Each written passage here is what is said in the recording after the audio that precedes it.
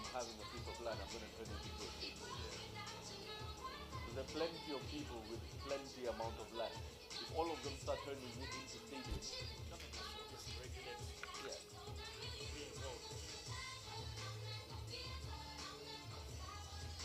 This is like people in Zambia. They've got hectares of land. By farmers with their own helicopters.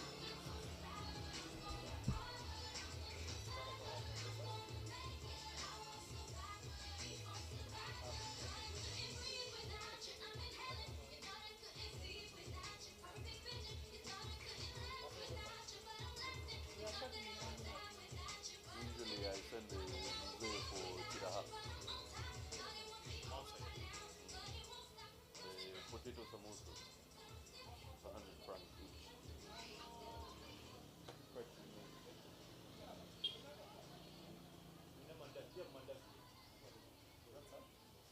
Yes, please. Mandazi? Yeah. We have a chapati there, Alright. Yeah. So let me order for some. You guys start to first get our breakfast? No, are they starting now? Yeah. Alright, you start off and then when you go on the break we can get them. Yeah, we don't want to. Aren't they starting at 1:15? Yeah. Isn't this a little bit too early for anthems? Are the anthems 10 minutes long? Yesterday the Botswana was cut short. In Uganda, both were cut short.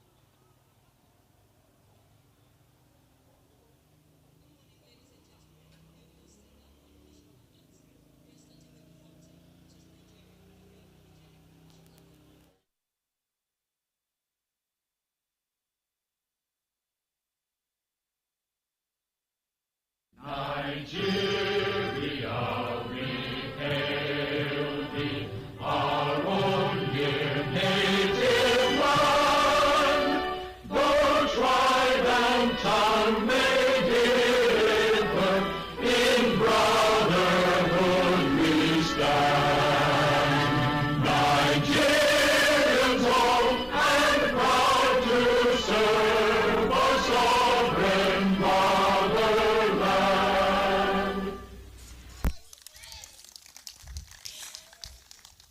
Thank you very much. May we have the Botswana national anthem.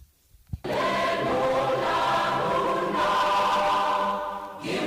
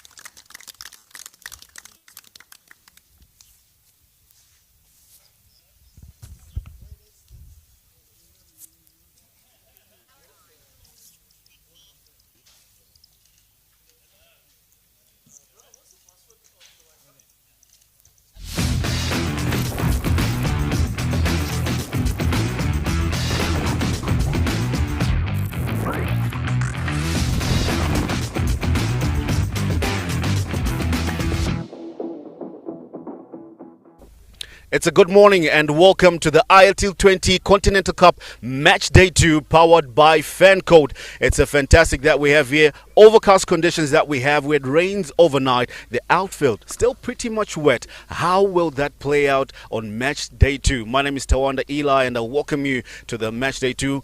I am not alone. I'm with Davis Karashani, former Ugandan international and captain. Good morning, Davis. Good morning to you, Eli. So, the first matchup that we have, it is Botswana taking on Nigeria. A repeat of the ICC Men's T20 World Cup qualifier last game out in Abuja. That's when these two teams last faded out. A few games in between. But however, Nigeria won that one. And also coming into this game, Nigeria played their first game yesterday. They won it. And also, Botswana played their first game and they won the losing side. We'll start off with Botswana. What was key in them not making it over the line, chasing 165 versus Uganda? Well, I always felt 165 was obviously going to be a bit challenging, but I like the fact that the batters from Botswana, Karabo, Motlanka, together with the youngster Classman, came out really hard. They literally attacked the opening bowlers of Uganda. They got themselves to 41 for no loss in record time. So you felt at that particular point, Botswana were fully in the contest. However, when they lost that wicket, obviously, to Franklin Soboga, you felt that he'd simply pegged them back, and the mid order from Botswana never really fired at all.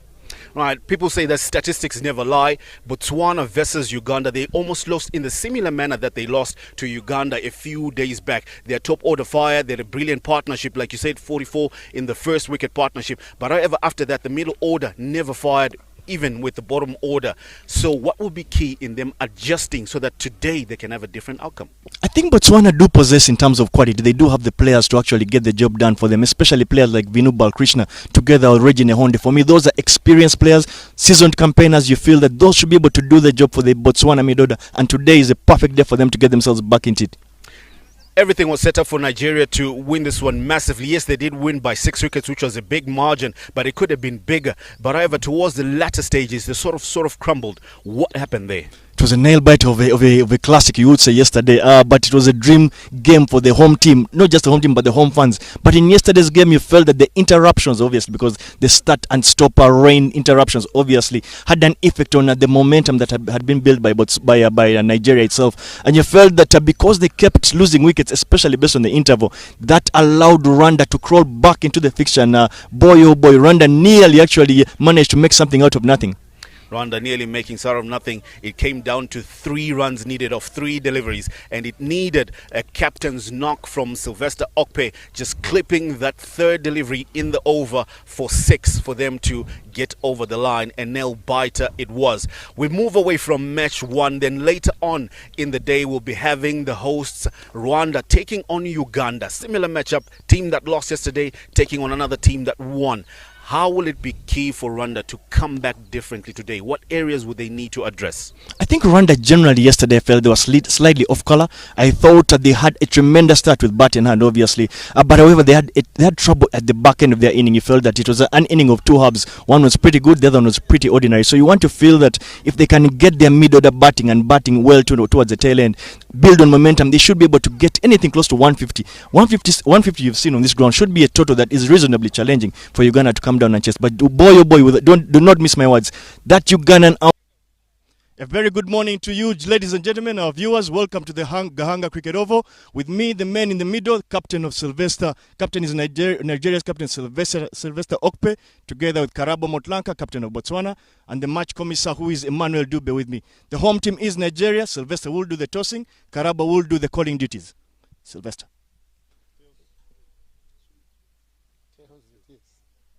Tails it is. Karabo wins the toss. Karabo Motlanka, you have won the toss yet again. What do you intend to do in this particular fixture? This morning, we'd like to have a bowl, looking at the conditions.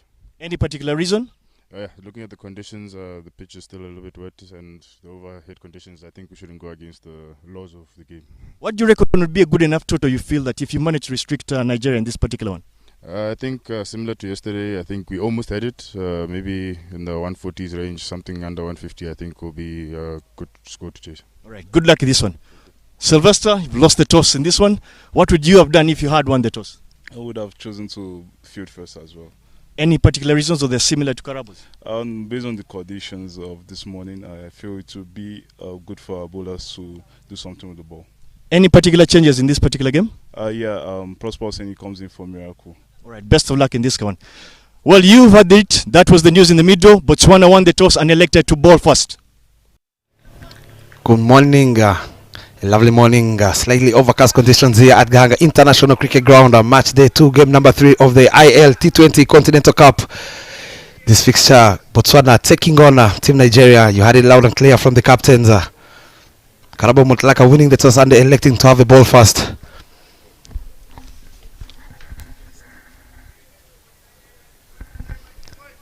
The two batsmen out there in the middle, the usual suspects of Team Nigeria. Suleiman Runsewe alongside Selim Selau to start the proceedings with the bat and with the ball in hand.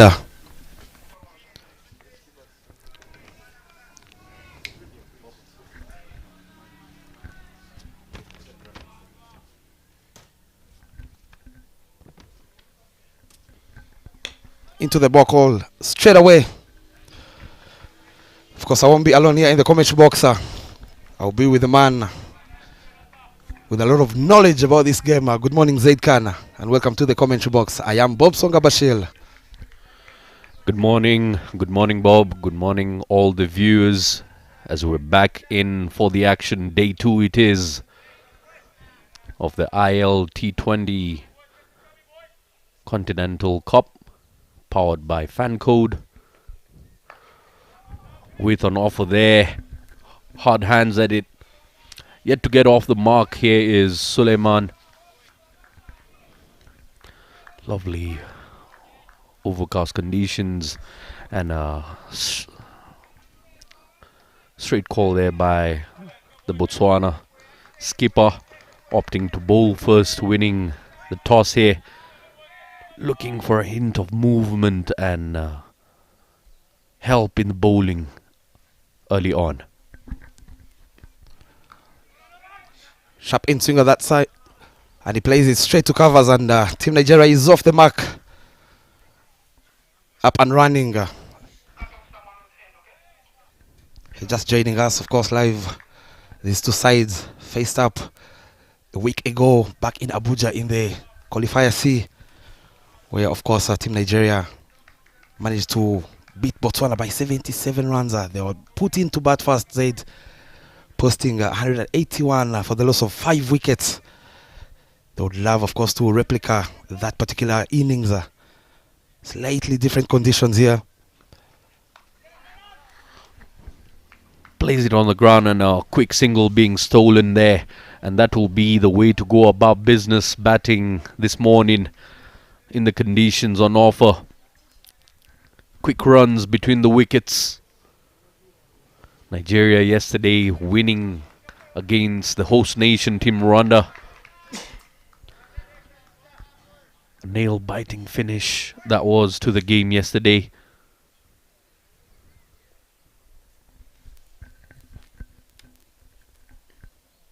Into the block hole, driven powerfully straight to the fielder at mid-off. No run taken on that occasion. Talking about that nail-beating game. Came down to the wire indeed. 3 balls, 3 runs needed.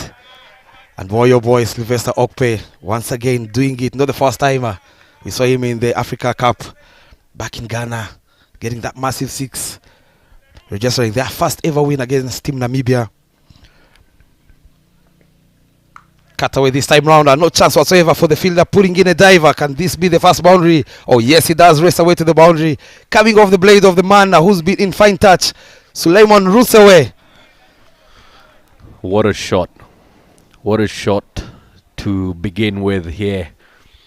Just pierces the gap, extra cover region, just guiding it through the fielders there, and off she goes to the boundary ropes in no time. Aggression early on this time. As we come to the end of the first over, it's 6 runs on board for no loss, Team Nigeria. A slow but steady start this to the innings.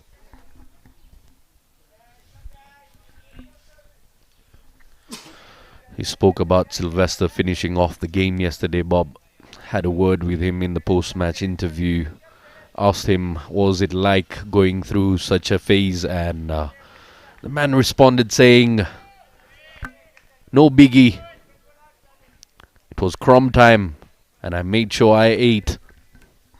Tarindu to share the cherry from the airport end. He has a sleeping place, of course, a third man, fine leg, the two fielders outside the ring.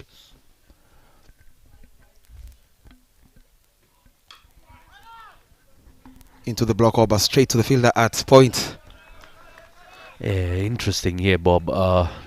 Having a look at the pitch of that delivery and the length being shortened, but not too much bounce coming off it. Not easy for the batsman to pick up the length here early on. Skidding on are the deliveries. Tarindu from the airport end.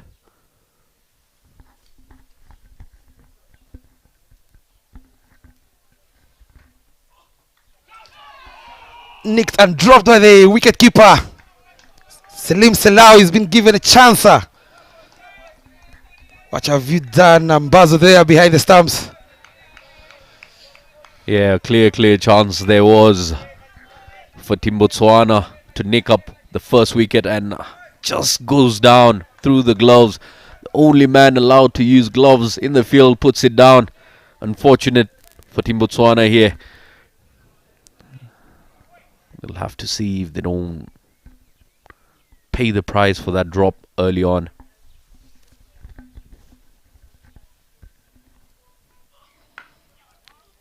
Hard length on that occasion, pulled away, looking to sneak in for a double.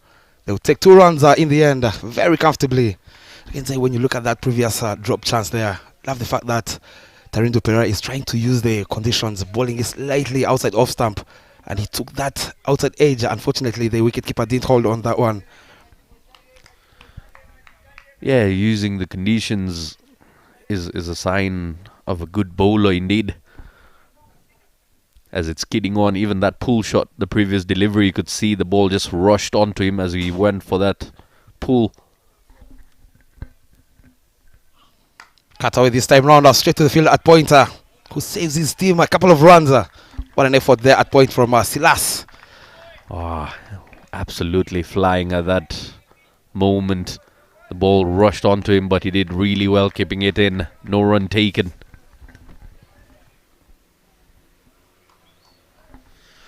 One of the toughest positions to be fielding at. Anywhere behind the batsman, it always comes in a flash. Got to have that cat reflexes. Lovely shot down the grounder to yet get another single. I love the rotation of strike between these two youngsters. You could see they don't mind much about the conditions. They just need to get to that 7 runs plus and over. Very aggressive they are. We saw them yesterday in that game where they beat the horse by 6 wickets. They're very aggression up front, taking apart the likes of course, Zapi Menyimana and Inyas Nirenganya, moving at 10 runs and over in that particular game. That gave them a very good chance. Of course, with the rain stopping the game and coming down to the DL, they are already on the upper hand. Yeah, what a way that was to begin against the host nation. Opening bowler started off with 10. His partner on the other end started off with 12.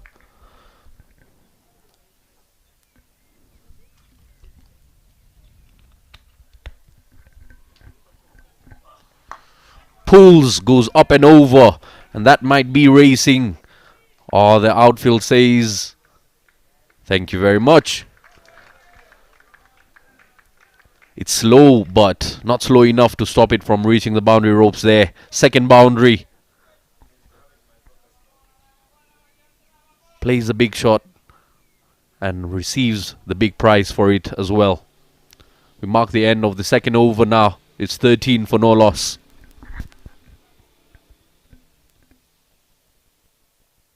You see the team list, of course, Suleiman Rusawe out there in the middle alongside Salim Selau. Olaike Isaac Danladi will be very key in this particular fixture, coming in the middle orders. Sylvester Okpe, the captain, Isaac Okpe, the brother, and of course, Prosper Useni. Interestingly, there you see Karabo Motlaka, of course, the captain of Team Botswana. Monroe was very handy with the bat yesterday. But now it's going to be Alfred to ball the second over from the pavilion end. Up against the man who was given a life, Salim Selau. Goes fishing again. Lovely piece of bowling there. Threatening again the outside edge of Salim Selau's blade. Yeah, what's really been interesting about this Botswana bowling unit is the group of spinners yesterday, the way they bowled against Team Uganda. They tried to contain the Ugandan batsmen and picked up wickets, gave them the breakthrough needed. Goes a big again. Beats the outside edge one more time, Zayda. Not going into the line of the ball is the young Salim Selau. You could see the intentions are clear. He wants to play it over the fielder at covers. Yeah, looking at that delivery, you wouldn't believe it was live action. Looked like an action replay on that occasion. Similar delivery, similar results. This is the loudest we've heard the Botswana side get so far. Much better this time round from Selima. But straight to the fielder at covers, who chips in a throw unnecessarily to allow Team Nigeria get yet another single. Yeah, these are the little things, these are the little mistakes that go by unnoticed, and every run matters, as it is a limited format of the game. 20 overs to be played here. They've got to manage the amount of extras they provide here. Slight drizzle, of course, around the corner here at Gahanga International Cricket Ground. He won't stop the play for now.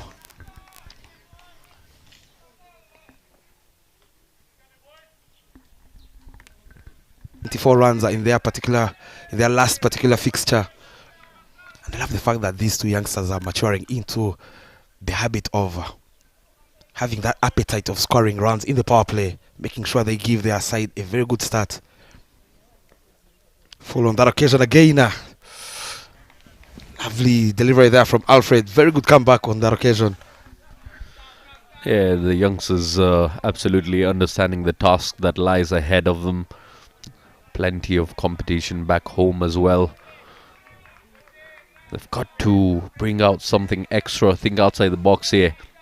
We saw them yesterday starting off with a flourish of boundaries and then adjusting to the conditions. Yeah, a couple of wickets started going down for Team Nigeria. Oh, that one stayed low on him. There's a bit of a concern for the batsman there as it just stayed low on him. We mark the end of the third over now. It's 16 for no loss after 3 overs.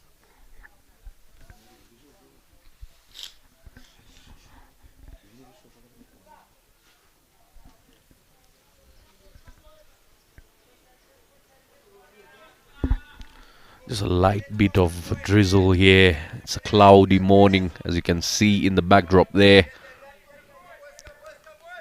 Looks almost plain white out there, playing in the clouds. It's that time of the year here in land of 1,000 hills, Rwanda. Tarindu comes back into the attack from the airport end now.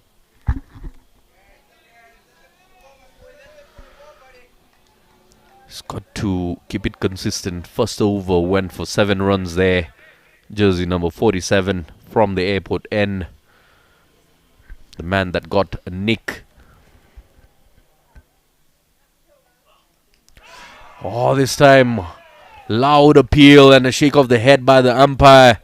It was angling sharply into him and skidded on. It's just hit him above the flaps there.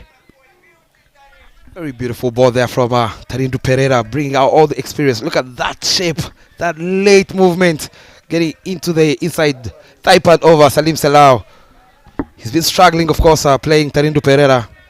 Man who has to bring out his A game. Tarindu Pereira, he's been on and off in this side. He played some cricket, of course, in Australia.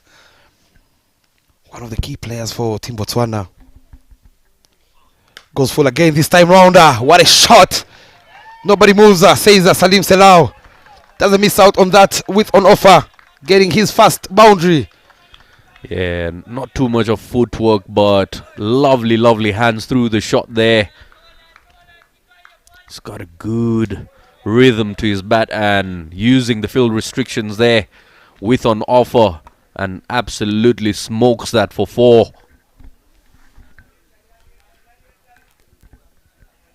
What a way to get his game moving is Salim Saleo. Always as a batsman, Zaid, you would love to have those outside off stump, knowing you're inside the power play, allowing you to free your arms, of course. Yeah, at times we see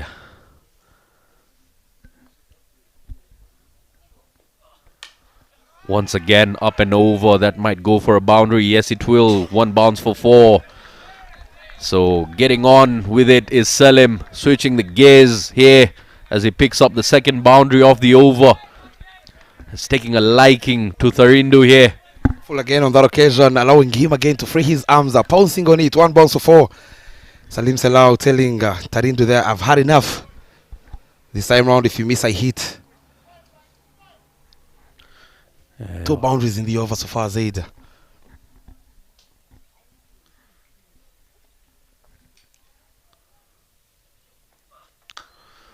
Pulled away this time round. 1 bounce again for 4. Make that 3 boundaries on the trotter from the young man, Salim Salau. Moves to 17 off just 13 deliveries. Taking a liking of Tharindu Perera's bowling. A hat-trick of boundaries indeed. 12 runs coming off 3 deliveries. This time goes square of the wicket. 3 boundaries in 3 different parts of the ground and just getting underneath it. Using the restrictions to his benefit there to different parts of the ground is Salim.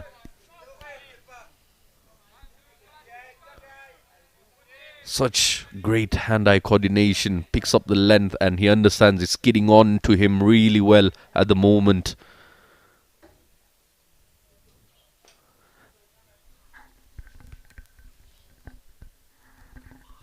Change of pace on that occasion. Run out chance this time round. Can the run out be completed? Oh yes, it does. Salim Salau has to stay at the crease, and Suleiman Runsewe, he's livid with himself, telling Salim Salau, it was my call. I'm not sure. Zaid, Salim Salau play the ball straight to the fielder. They had enough runs in that over. I'm not sure why Suleiman Runsewe was in a hurry, but he's gonna be the first wicket down. Yeah, turn of events there, as you can see, just playing it straight to the fielder, and both batsmen at one end. Easiest of runouts. Botswana says thank you very much. We'll pick up our first wicket. And running between wickets, the communication has been lacking. We saw that in yesterday's game. Yes, they won against the host nation, but the wickets that went down in that critical point of the game was all about the miscommunications between the risky singles that they were taking there. On the replays there, you could see that Salim Salau said no, telling his partner, but Suleiman Russell kept on running. You would feel like he didn't hold him down the road. Full ball again. Good way to end the 4th over with a 28 for 1. Of course, after that big wicket over, Suleiman Russell running himself out. Yeah, it's at times it's hard to understand the fact that a no is a no. You throw yourself under the bus, miscommunicating there, but look at the boundaries down the ground that time, and then goes square of the wicket. Oh, what a shot that was. Got underneath it. Placement, execution, 10 out of 10. And they will be needing him on that occasion. I believe it was fair for Solomon to be departing and leaving Salim, as he seems to be in the mood of hitting a couple here. By a couple, I mean he's on 17 off 15 deliveries already. If he can hit a few more in the 2 remaining overs of the power play.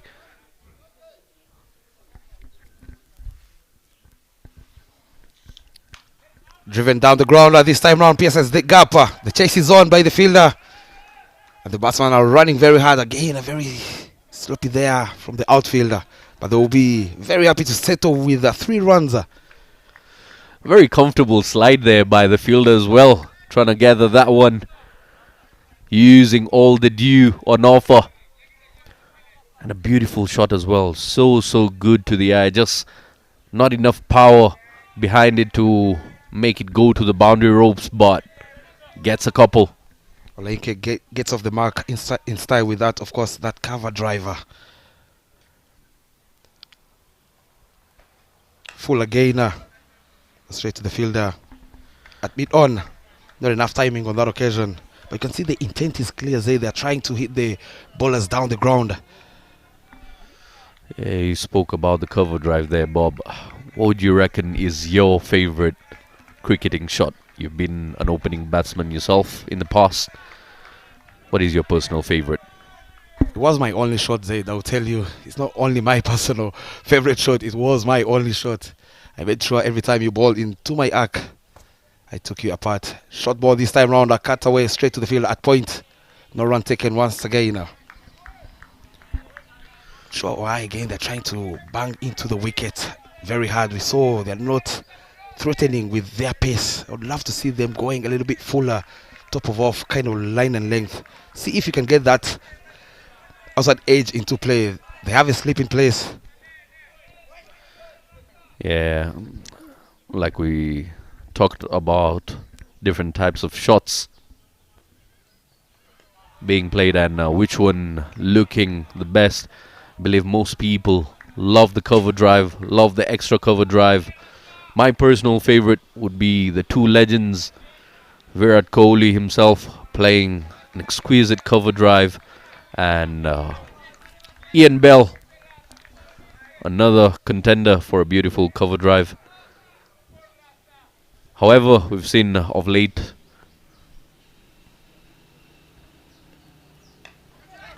bringing a short arm jab into that one. Speaking of short arm jabs, we've seen Virat Kohli bring out short arm jabs as well that go all the way. At the moment, the running between wicket here for Team Nigeria, picking up those important singles after a couple of dot balls. Not ideal again on that particular shot from Salim Salau, losing his shape. Not sure why he's in a hurry. They would love to see him bat out at least the first 10 overs. Give them that good start. Fall again, driven again is Olayinke. Between those 2 fielders once more, but this time round they will settle for 2 runs. Yeah, Team Nigeria, the batting line does have the potential to allow them to get to the 130, 140 mark here, but it's the rushing of shots. The timing hasn't been all set all the time. You see the first wicket going down after Suleiman running himself out for 11 of 9 deliveries. No extras have been bowled so far. A good sign after 5 overs by Team Botswana. They've kept it very disciplined here. Yesterday's game as well. First 10 overs bowled. They gave away just 5 extras. The next 10 overs that they bowled, they gave away just 2, making it a total of 7 extras in their innings. No spin as we get into the last over of the power play, 34 for 1. You'd feel Zaid, Nigeria moving at 6 runs and over. Of course, they've lost a big wicket over Suleiman Rusewe. To feel this power play has gone even for both sides here. There will be a change in the bowling as we see shot number 17, Tatayone. Yesterday he was a victim in that game, of course, being taken apart by Alpesh Ramjani in the last over of the first innings, going for 28 runs. Zaid.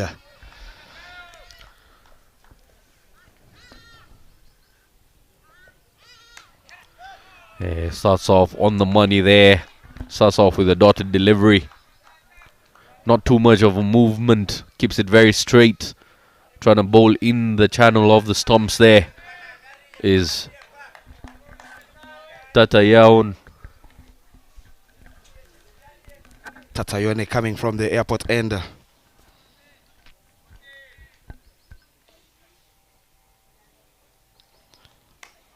Soft and straight to the fielder at pointer. Very agile. Tatayone's quota yesterday, Zayda. He had ball very superb. 3 overs until that last moment. Of course, knowing that you're bowling to a person like Alpesh Ramjani, person who has played the World Cup, of course. Taking game apart, 28 runs. I would love to forget about what happened yesterday and try and correct it in today's game. Catches the call. What an effort there from the captain. Chipping in a dive. Superman effort there by the skipper himself. Nearly got a grab.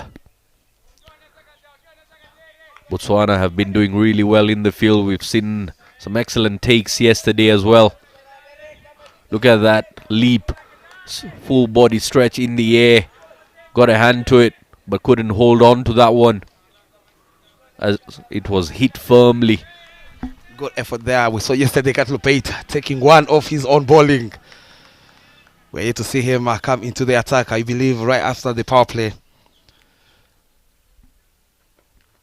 Change of pace again. Driven powerfully down the ground. Much better there from Olayinke. Looks to be very solid playing the balls down the ground. With the, of course, the flow of the blade, allowing it to come out of the sweet spot of his bat. Yeah. He didn't have a goal yesterday, is Olayinke. Can this be the moment for the other youngster? Yeah, didn't see much of him yesterday, but Olayinke today absolutely timing the ball well and playing it late, playing it under his eyes, playing with a straight bat.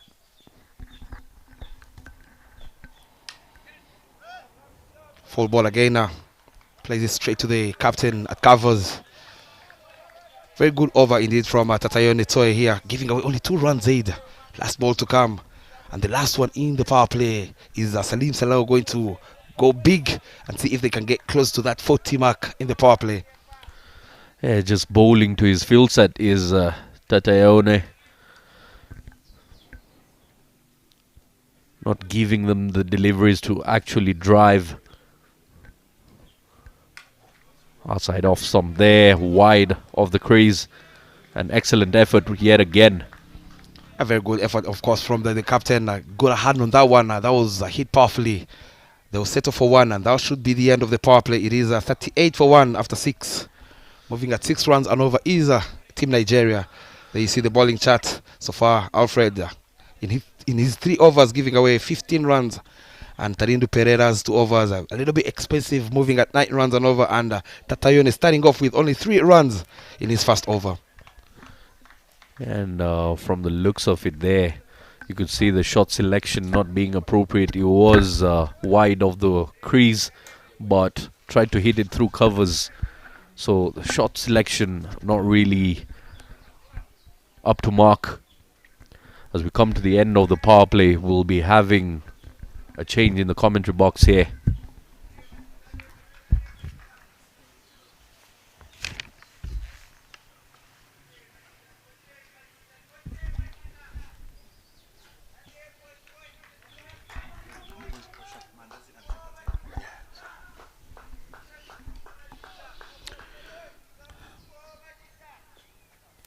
Thank you, gentlemen. Bob and Zaid Khan doing some magnificent work here. 6 overs done. The power play finishes 37 for 1 Nigeria. And they still get cracking. Hit the sweeper on this occasion. And that's a very long boundary. You'll get to my name is Tawanda Eli, saying good morning to you all wherever you're watching this broadcast of the ILT20 Continental Cup powered by Fancode. A magnificent tournament that we have on the cards here. And I'm not alone with Davis Karashani. So good morning, Davis. Good morning, Eli. Fantastic setup. 39 runs on the board for Nigeria. A wicket for Botswana. Who do you think came out tops in the power play? Obviously, looking at how the conditions, much earlier, bit of overcast conditions. So to see that Nigeria managed to simply cruise through the power play itself to find themselves at about 38, 39 runs in that power play. I thought Nigeria came out pretty hard. They were not phased away by the conditions. So I think Nigeria will be very glad with what they've managed to put together so far. Pretty hard. They came out overzealous at times. You saw with the loss of that first wicket of Suleiman Ransha, who ran himself out, called him for a run. Meanwhile, his partner called out a loud no, and it resulted in that fall of that first wicket. Right now, the field has been sprayed. Moleki Muketsi into the attacks, just giving away 5 runs in the over. Yeah, I like this passage of play for me from Nigeria. They're ensuring that they do not get themselves bogged on one end, so they're picking up at least singles, making full use of the deliveries. I think that's very important at this particular passage of play. Important it is. Get a feel for Botswana. Why do I say that? Because the outfield is still pretty wet, pretty damp, you would say, so it's pretty hard to have a proper grip on that ball. It'll be slippery. Upish, but safe. Bit of bittersweet, obviously, for Botswana. You feel like they did something at least with the ball earlier on. Pereira, we did see him managing to get the outside edge of the batter. Catch unfortunately wasn't completed, of course, by Valentine and Mbazo, but they will feel that Nigeria, looking at their dugout, they'll obviously be the happy of the two teams at this particular point. They'll keep their eyes on the skies, and they'll be very happy that the skies are starting to clear up. So there's a bit of some sun hitting the over itself. Still come out to play there. We can see Isaac Danladi, Sylvester Okpe as well. Isaac Okpe as well putting on some pairs there. Looking comfortable. Everything going according to plan. 6.1 runs and over. That's how they've been going. A pretty fair start, you would say. They might look to accelerate things as we get towards the halfway stage. Not that they will go big, but they would love just to push that run rate up, get to a bit close to 9 or 10 and over, and then pretty much look to build from there.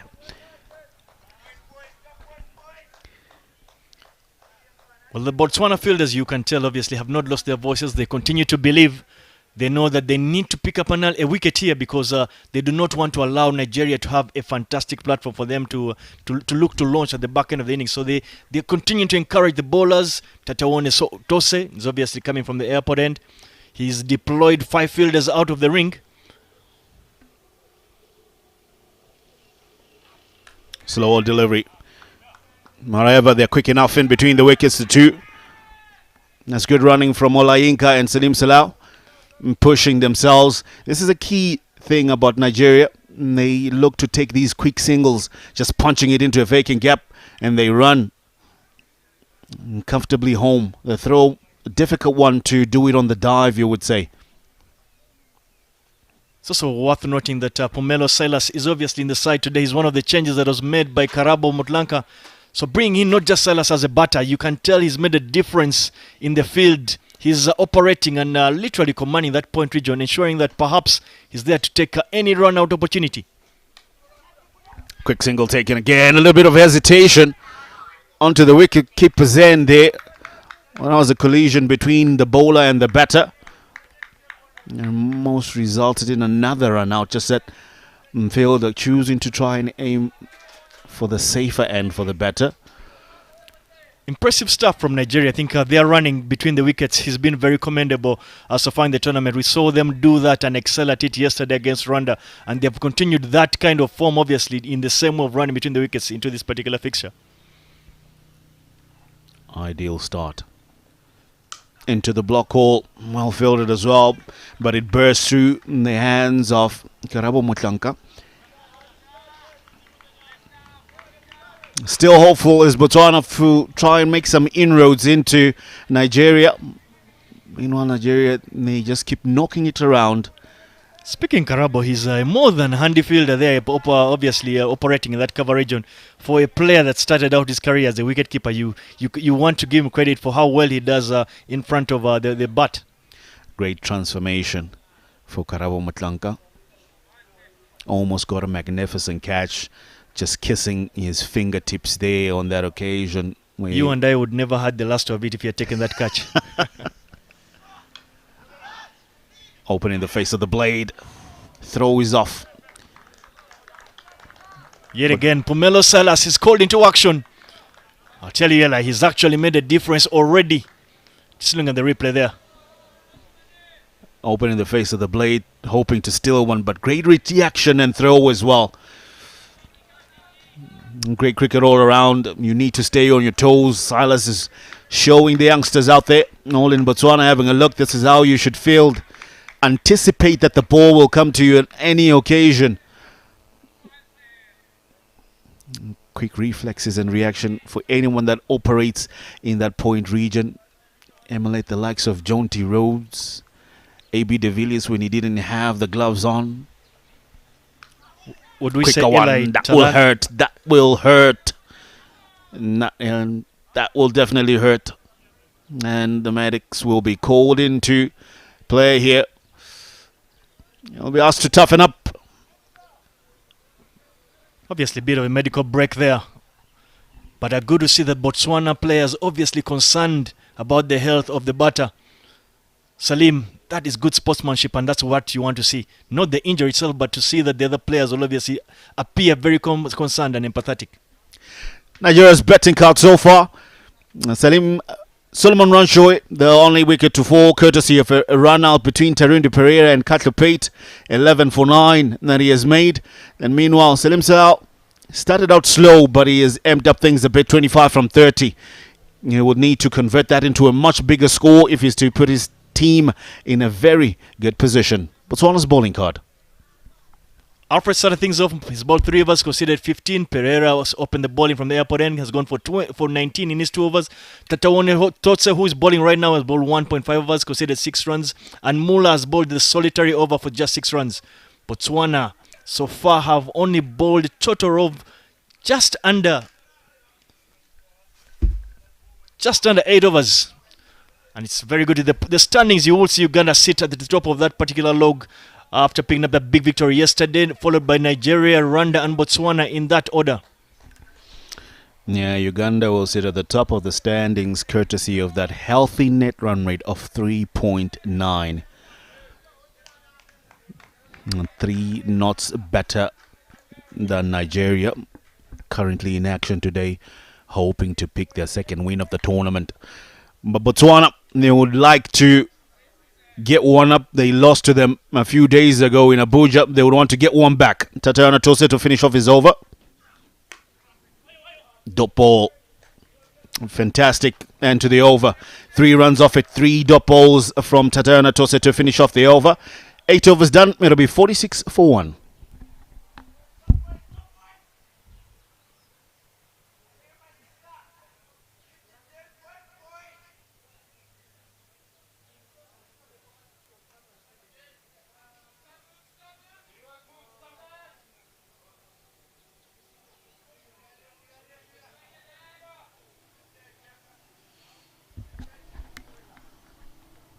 Moloki Moketsi into his second over, only went for 6 in the first one that he bowled. Several boundary riders.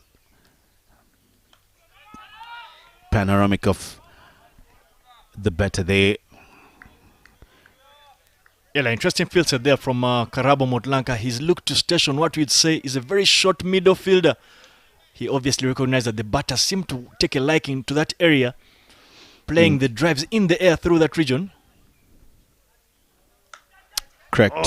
Through the covers, but there's protection. Monarchs Castleman with a good throw will keep it just to 1. And he'll get claps from his teammates, courtesy of that effort there. Pretty much it's because Nigeria have been trying to steal singles on every occasion that the ball is hit wide of the fielder. And they're taking their chances and they should get a couple. It's into that big region, 75-meter boundary that side. It's good thinking from Nigeria, because when you're not given deliveries to score boundaries off, you try to play the good deliveries, the good balls into singles that turns you into not just a good over, but if you get that one for the over, you pick up a healthy amount of runs in that over. I couldn't agree more with you, Eli. I think they've done tremendously well in that phase of the play because they're turning those dot balls into singles, and that makes a massive difference. That gives you an extra 10 to 15 runs at the end of your total. So you want to think that Nigeria have become experts, you would say, in that kind of play. But interestingly, and just to let the viewers know, is that the weather conditions have clearly gotten better here at the Gahanga Cricket Stadium. Very well balled yet from Mula. He's taken a lot of pace off that one. One thing that we didn't see yesterday is pace off. When I mean pace off is slower deliveries that are tossed up. Yesterday, spinners tried to give it a little bit more revs, hoping that it would grip and turn. But sometimes you just need to slow things down. Just like that. There's nothing to work with. The batter would need to use some force. But good running from Nigeria nonetheless. They're hitting the gaps. And they're running well in between the wickets. End of the 9th. It's 51 for the loss of 1 wicket.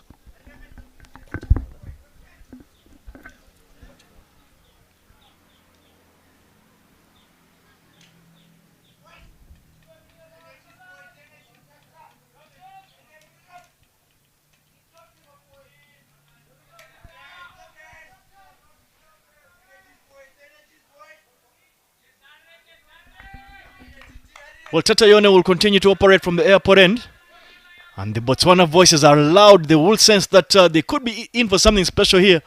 They will be satisfied that they have pegged Nigeria back. You would say it's been a while since the last boundary. It's been a while. I'll get those figures in just a bit. But I get a feeling that both sides are happy with where they are. Nigeria just losing 1 wicket. They're happy. Coming down the track, punching it through the covers. They'll push for 2. Magnificent effort from Tirindo Pereira operating on the boundary line. Keeps it to 2, but that one definitely would have gone to the boundary had he not made that effort of a dive. So to continue my point that Nigeria happy. Having a look at that replay again. Let's look at the replay. Leadership down the wicket, and he manages to open up that square region. Fantastic stuff there from Pereira. Puts his body on the line for his team. He does recognize that Botswana, having lost yesterday's game, they need to get themselves back into this tournament quickly. Yeah. Botswana would also be happy because it's only 5 runs per over. And that Nigeria being scoring. Because with the way that Nigeria batting, they should be around the 9 or 10 run and over mark. But I have Botswana happier just to contain them. But what they would love right now, or what I would love to see from Botswana, is just not looking to contain Nigeria, but also just create some opportunities for you to pick up wickets, because that's the currency that works for a team that's bowling well in T20. You pick up wickets at regular intervals. That's extremely true.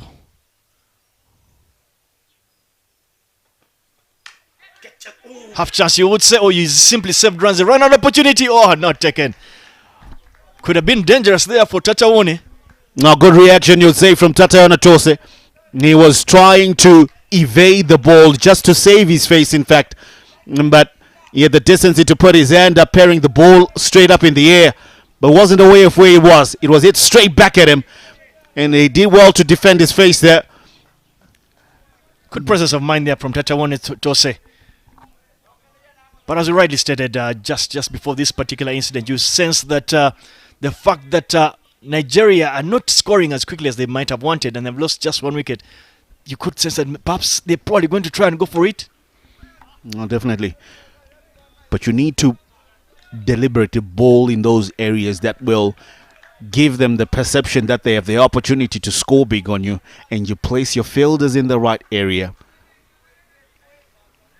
I think for me the tactic of Tata Yone literally taking all the pace off has worked excellently for him and for Botswana. They have denied Nigeria the pace to work with, so they're forcing the Nigerian batters to actually generate the pace themselves. Good ball. Well bowled from Tata Yone. Well fielded from Silas. Keeping them tied down. 2 consecutive dot deliveries. And only 4 runs given so far with the delivery to go. And they're bowling well. They're creating that pressure. Yeah, just looking at the attitude from the Nigerians, you can sense that they're itching to get at least 1 over the boundary. It's been a while since the last scored a boundary, and that will be an area of concern for them. You can tell, even seated up here in the commentary box.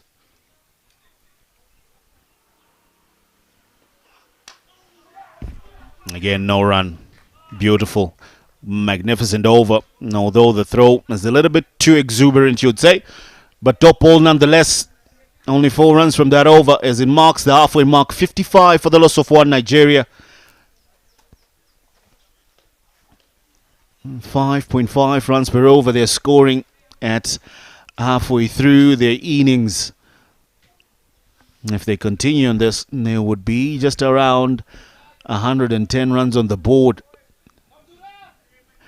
But what would be key is that they have 9 wickets in hand. So definitely a little bit later on, you would see them taking a little bit more risks. But I hope that Botswana will be prepared for those moments, because that will present some key opportunities for them to pick up wickets. Salim Salah on 30 from 36, while Olayinka Olaleye is on 14 from 15.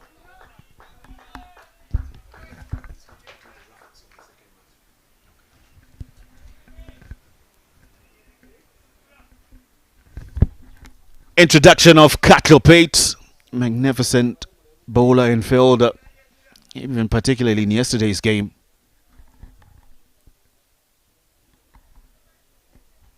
Loosener, too loose.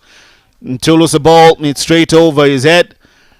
Luckily enough, his long on and long off fielder are straight enough to just keep it down to 2. Starts off with a half trucker and simply gets even worse. That's been adjudged no ball by the leg umpire. Wicket keeper Valentine Mbazo is at fault for overreaching, you would say. And that could be a very costly moment in the game. At the halfway stage, it is a free hit. The 2 right-handers have been itching to try and get anything over the boundary.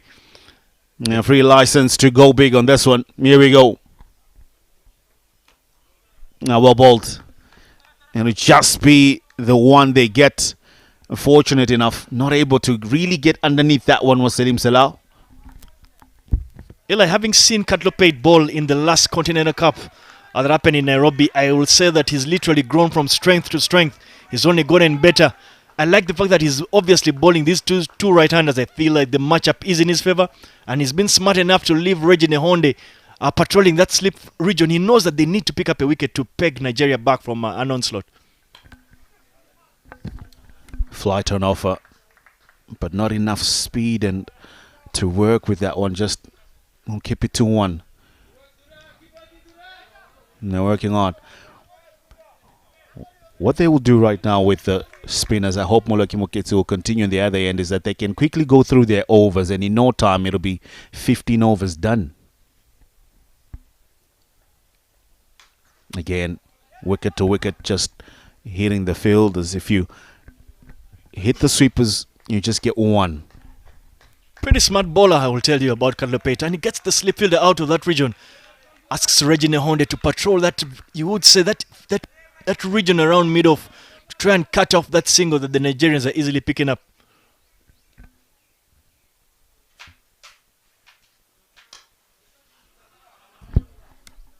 This is beautiful.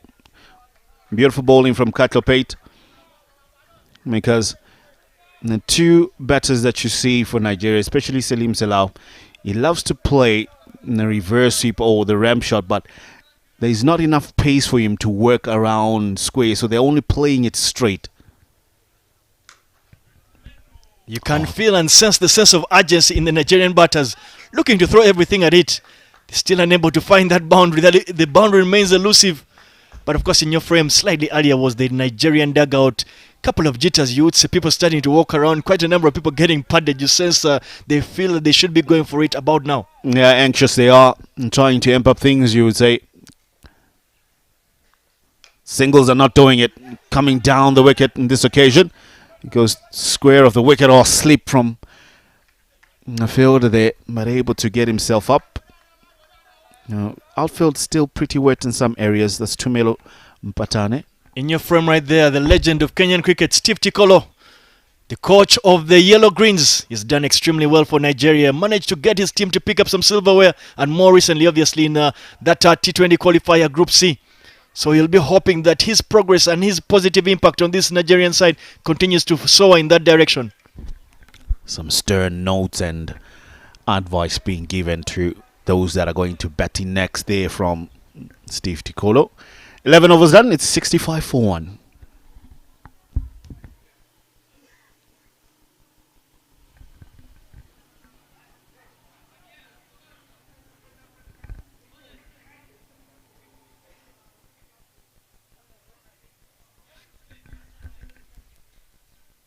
There is a bowling change, but in your frame right there is the manager and the coach of Botswana. They will feel that they will be the happier side. They will know that at this particular point, Nigeria, they literally have to make the play right now. Nigeria, they need to look to try and go for it.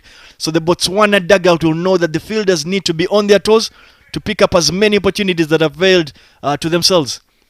But back to the cricket, there is a bowling change. Ella, you did call it. And Mull has been tasked to bowl from the airport end. It's already bowled decently from this bouncing ball end. He'll be hoping to find some success and pick some wickets up.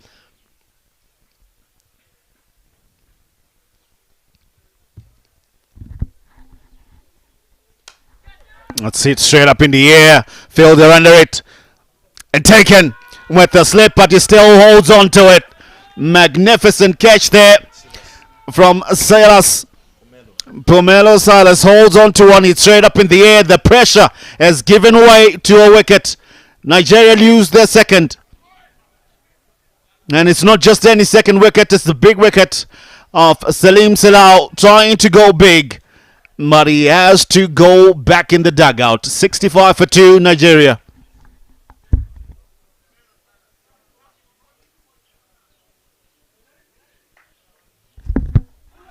And that one took plenty of composure to get underneath it with a wet outfield and still keep an eye on that delivery. But right before that particular dismissal, you must remember that there was a bit of a message that was sent in by the Nigerian dugout. Looking at the replay, Mullah's first delivery in his second spell gives it a bit of air. Salau comes down the wicket, gets something on it, tries to go big straight on the straight shot boundaries. But Pomelo Silas down there's not in your frame, completes a very difficult catch, you would say. Managed to slip there, but managed to keep control of it. No, you could tell that the pressure was on. Something had to give. It was either Nigeria were going to break their shackles or Botswana were going to have another key to unlock the wickets column. And they do have one. They have 2 in the bag.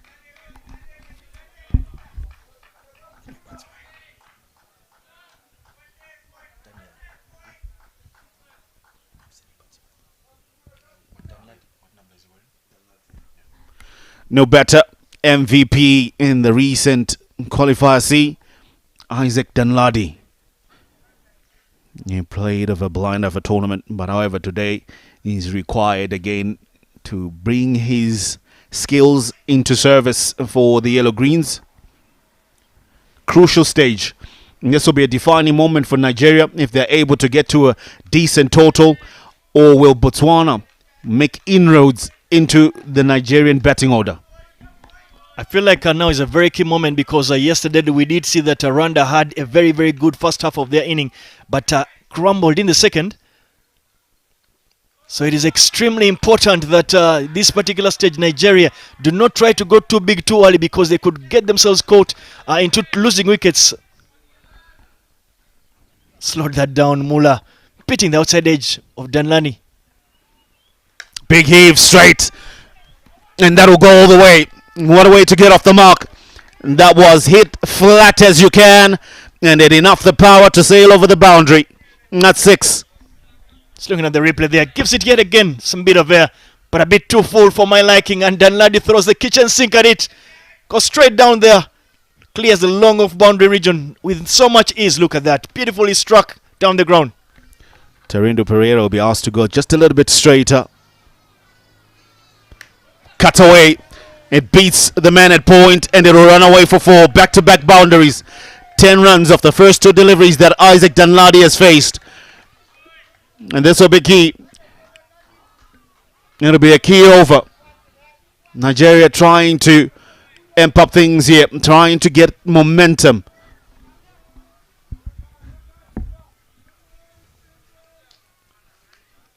Well, Shako's been broken obviously in this over, whereas there was the wicket in the first delivery of Muller's second spell. The Mullah's conceded 10 runs to follow up in those follow-up 3 deliveries. Short delivery, change of length from Mullah goes a bit short, and Danladi manages to work that down to long on for a single. Isaac Danladi is only 4 deliveries old into the innings, already on 11. Olayinka Olaleye 18 from 18. Pulled away. And beat the man at mid-wicket. And they'll push for 2. And the throw is weak. And they'll get back easily. And with that double brings an end to the 12th. Score is 78 for 2 for Nigeria.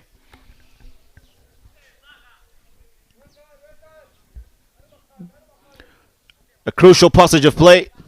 Nigeria will be looking to amp up things while Botswana will try and pick up more wickets. They only have 2, but they have managed to keep Nigeria quiet until the last over, where they picked up 13 runs from that over.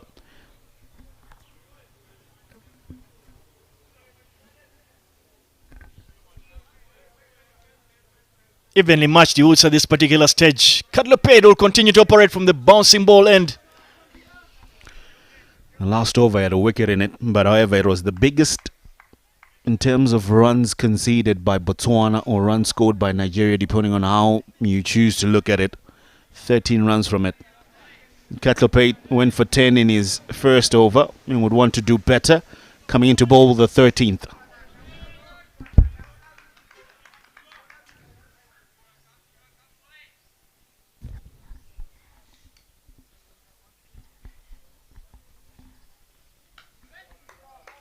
Top ball to start off with.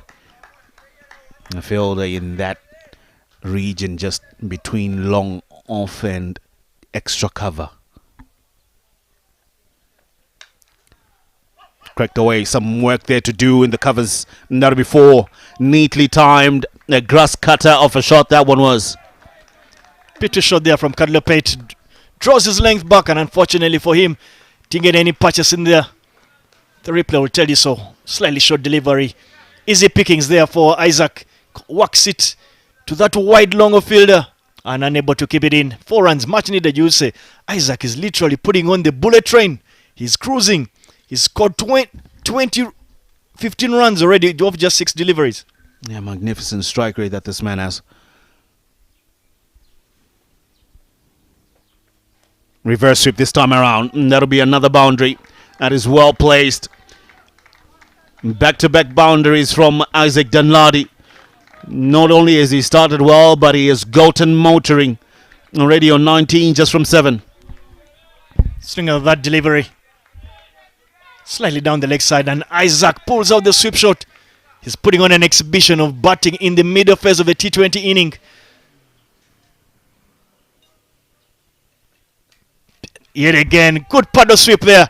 Pierces that gap. This is a vacant region. There is some work to do for Pereira, and they managed to keep that in. A bit of a collision, but Isaac Danladi, ladies and gentlemen, is doing the job for the Yellow Greens. They pick up 3 runs. 11 already from the over. And it's got 2 more deliveries to go. Isaac Danladi, 22 from 8. It just shows you the difference of mindsets. You get in there and you have a role to play. You're not playing according to what the situation is, but you're turning it around to your benefit.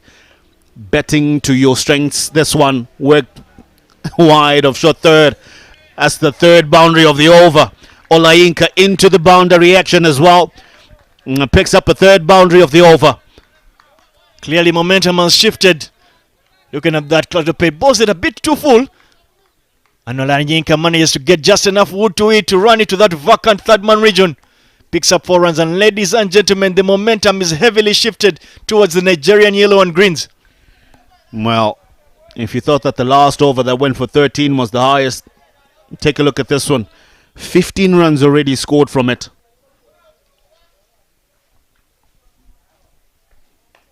A bit short. They hit the sweeper and they're pushing for 2. And they will get them. Good running. Make that 17 runs in the over. Biggest so far in this contest. 13 done, 95 for 2. There's been great acceleration from the last 3 overs by Nigeria.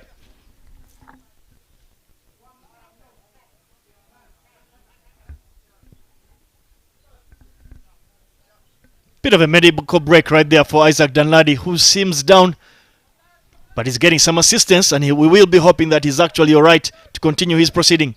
Yeah, some cramp creeping in there. Look at those Manhattans. A little bit of a slow start, you would have said. Then in the 4th over, they tried to amp up things, but they lost a wicket there. Then Botswana had control of the passage of play from the 5th over right until the 10th.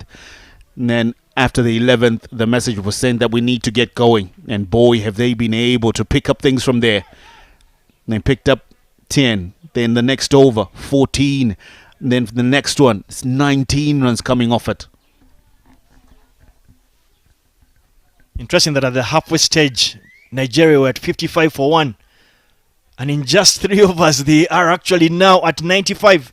Simply will tell you that they have scored a total of 40 runs in the last 3 overs. That is amazing work, you will say. A great acceleration.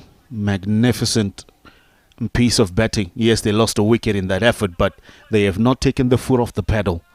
Those are the key moments, especially for batters that come into batting number 4 and 5 in a team, because what's expected of you is not to bat according to the situation that you find at the crease, but your ability to accelerate things to put your team in a better position. That's what we're seeing from Isaac Danladi coming in 22 of 8.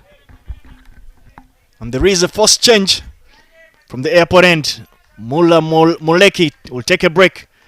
Karabod obviously recognizes that his left-arm orthodox spinners are seeming to travel. They are not doing the job he might have wanted, and he opts to bring back Alfred. Actually, it's not Alfred, just to pick the name quickly.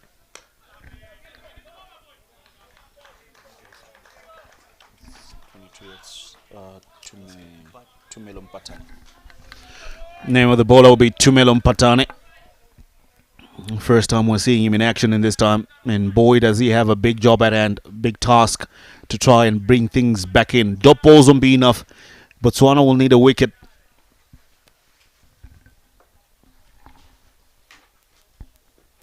Use of the feet, aiming for the block hole. As you rightly stated, Eli, at this particular point, wickets are the currency they need to trade in for Botswana. They will know that dot balls are not enough. They will know that Nigeria have only lost 2 wickets. So Nigeria literally are simply just preparing to launch and go very, very big at the back end of their inning. Well, with 8 wickets in hand, I wouldn't wait for the back end. I would start now. They scored 40 runs from in the last 3 overs. Opening the face of the blade, it'll beat the man at third. Too fine a shot, well played. A great innovative shot there. You would have thought that it would go long, but it decides to find a vacant area behind the wicket keeper. The 100 comes up for Nigeria. Big momentum shift here at the Gahanga Kerovo. Nigeria, you will say, are in cruise position right now, having had an indifferent first half of their inning, scoring just 55 in those 10 overs. But clearly they have put their foot on the pedal, as you rightly stated. They're looking to get at least 9 runs in each over. He goes big, gets elevation. Not much distance there, and they're scampering through to try and make as many as they can. They had plenty of fight in it, but the man at square leg is well wide. Even the man at long on boundary, well wide. Olayinka trying to accelerate things. I would like to see him go straight to the straight boundary, which is obviously just a 60-meter boundary. The boundary he's looking to take on is very, very close to 80. That's the biggest side of the ground. Yet he could go with the option of going down the ground, going downtown, you would say, to try and pick up the maximum. Definitely. Well, it's a different idea. He likes that region behind the wicketkeeper. Top edges it again. This time only picks up 1.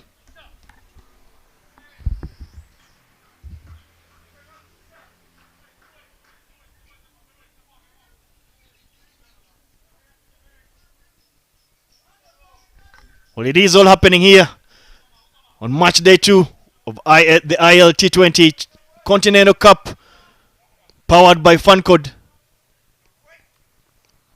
In this particular fixture, Nigeria will be looking to try and continue their momentum, having picked up a very, very close victory against Rwanda yesterday. Slow delivery, that's hit straight down to long off. Catch not completed by Pereira. He's put him down. Isaac Danladi gets alive. Pereira would have been expected to take the catch. He is one of their senior players, has done exceptionally well in the field, but unfortunately not able to keep that at hand. Now, what a time to drop a catch here, and especially of a man that has been giving them headaches. Looking at that again, decides to go downtown straight, didn't get enough elevation. It was dying down. However, the hands not coming together just in time for Pereira. They should have gone pretty straight into his hands, but however, he closed them too quickly, and a drop catch it is. He won't be happy with himself, turning to Pereira, man who highly rates himself as a good fielder. It'll be 14 overs done, and it's Nigeria 104 for 2.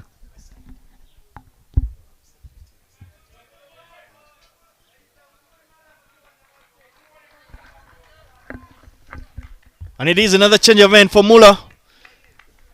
Opts to come back from the bouncing ball end. He'll be hoping to get some luck yet again. Picked up a wicket on his first delivery of the second spell. Swing and a miss. I'll tell you what, this will be crucial. Bringing in a spinner in the 15th over, he will become a target for two set batters. Either he'll pick up a wicket or they will go helter-skelter on him. Great bowling so far. Two magnificent deliveries he's bowled. Yeah, and Eli, for me, looking at the intent of the Nigerian batters and just how strong they are, I wouldn't be looking to bowl anything too full. You don't want to bowl in their arc. Swing and a miss. Good bowling. You have to have faith in your spinner to bowl such a big over, because what right now Nigeria are looking to target anyone that gives them width, anyone that allows them to get that bat underneath that ball. Too short. Cracked away. And that'll sail over the fielder's head. Pereira will only watch it go big on him. That's 6. This is what I'm talking about. If you put it in his arc, he will go. And he goes many a mile. Let's look at that replay. Slightly short, you would say, but the batter Olanyeke sits on the back foot and rocks back. Muscles it right over that boundary. Pereira could not do much on that one. Nigeria cruising. They are looking to get a mammoth total here. Having navigated the tough situation early, of course, the overcast conditions, they managed to get themselves through that, and now are looking to capitalize and make sure they try and push for that 150 mark. 150 they'll be pushing, but however, I would love to just get a message to Botswana that don't panic. String a few dot balls, string 2 overs, that'll be good. You can minimize the effect. Run out opportunity. Umpire says not out, he's in. Looking at that again. Trying to be sneaky. Touch and go. A good throw. The slide came in at the right time. It's a big delivery here. Last delivery from Muller. Misses that one. That'll be wide. He has to bowl that again. Much quicker and flatter there from Muller. He recognizes that the Nigerians are looking to take on anything that has some flight on it, considering there is not much turn so far on day 2. Goes wide again. That'll be another wide. He needs to bring it back in. Needs to complete what would have been a decent over. But you can tell the intent from Muller is trying to cramp Isaac Danladi for any room. Better. Well bowled. You'll be happy. Only 10 runs from that over. 15 overs done. That'll be 114 for the loss of 2 for Nigeria.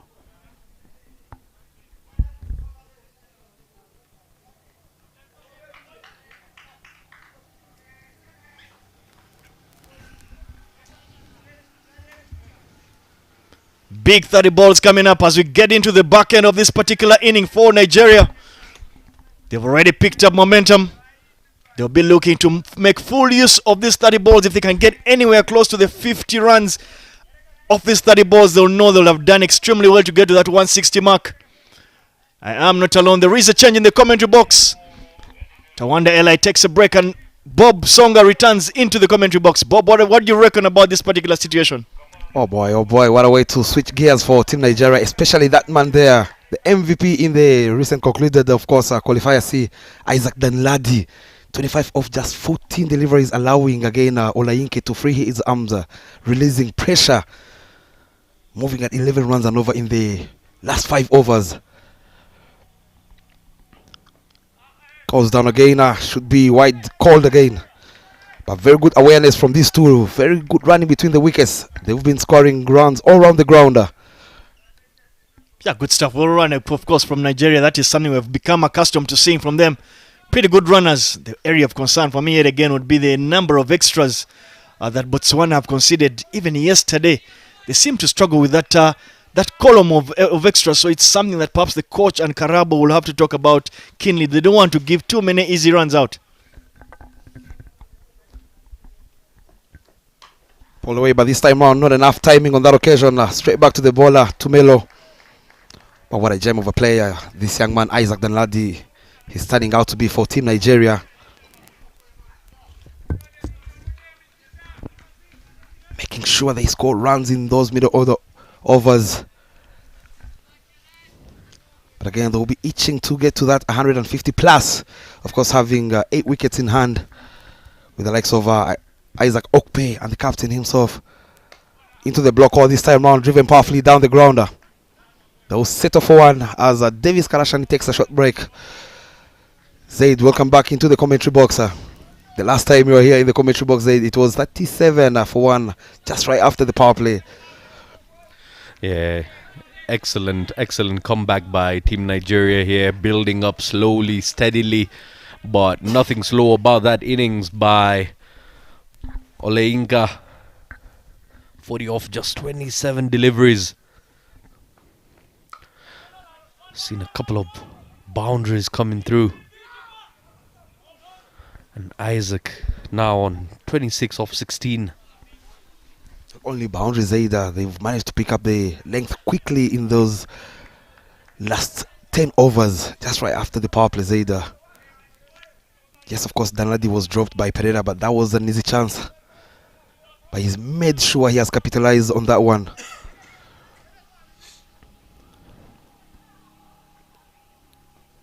Takes a little shimmy on that occasion. Not enough timing, ending up yoking himself. But they will settle for yet another single. I love the fact that they've kept the scoreboard ticking. Yeah, they've been pushing hard. They've been trying to get the singles and doubles here, apart from the big boundaries. And the intent is really working out for Team Nigeria here.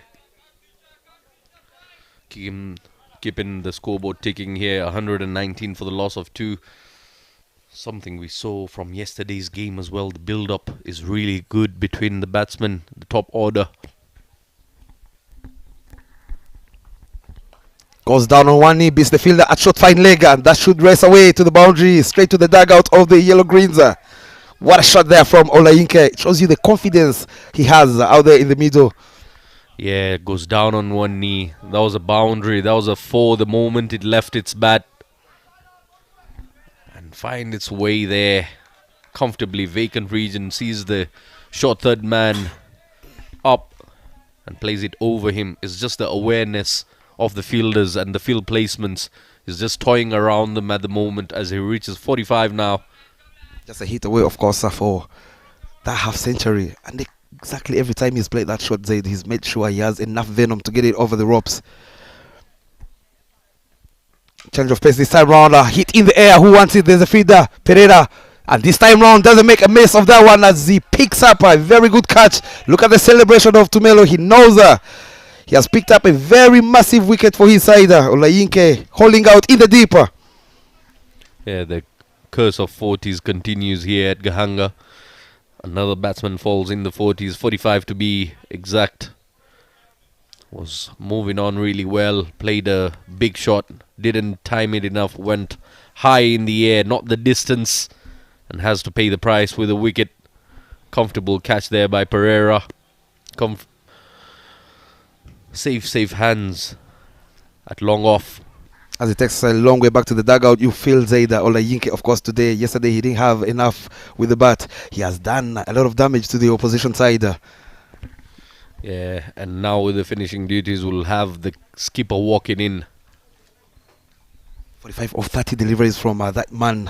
He is livid with himself. He knows he has left a couple of runs. He was, of course, set for a big one. But I feel Zaid, he's done enough for his side. Allowing now the captain, Sylvester Okpe, joining Isaac Danladi at the crease. 123 for 3 after 16 overs. A very, very confident man you see out there in the middle, the skipper. Jersey number 12.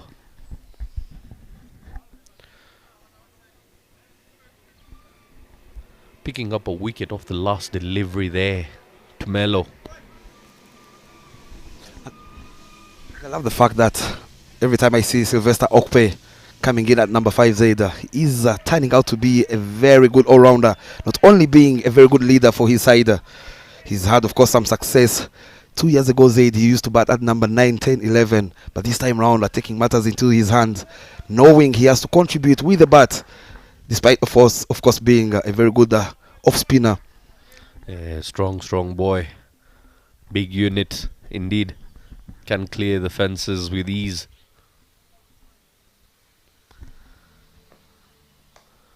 Plays it in the air, not timed it. Will land short of that fielder. Just bouncing a few yards ahead of him. You can feel it from Isaac Danladi. He knows he has missed out on that one. Not getting enough timing. But again, the intentions are clear from Alfred coming in to finish his quarter. Trying to go into the block hole. Death overs. Very crucial 3-pointer. 5 overs to come in the first innings. Zaid with the score reading 124 for 3. What do you reckon will be a very good total for Team Nigeria?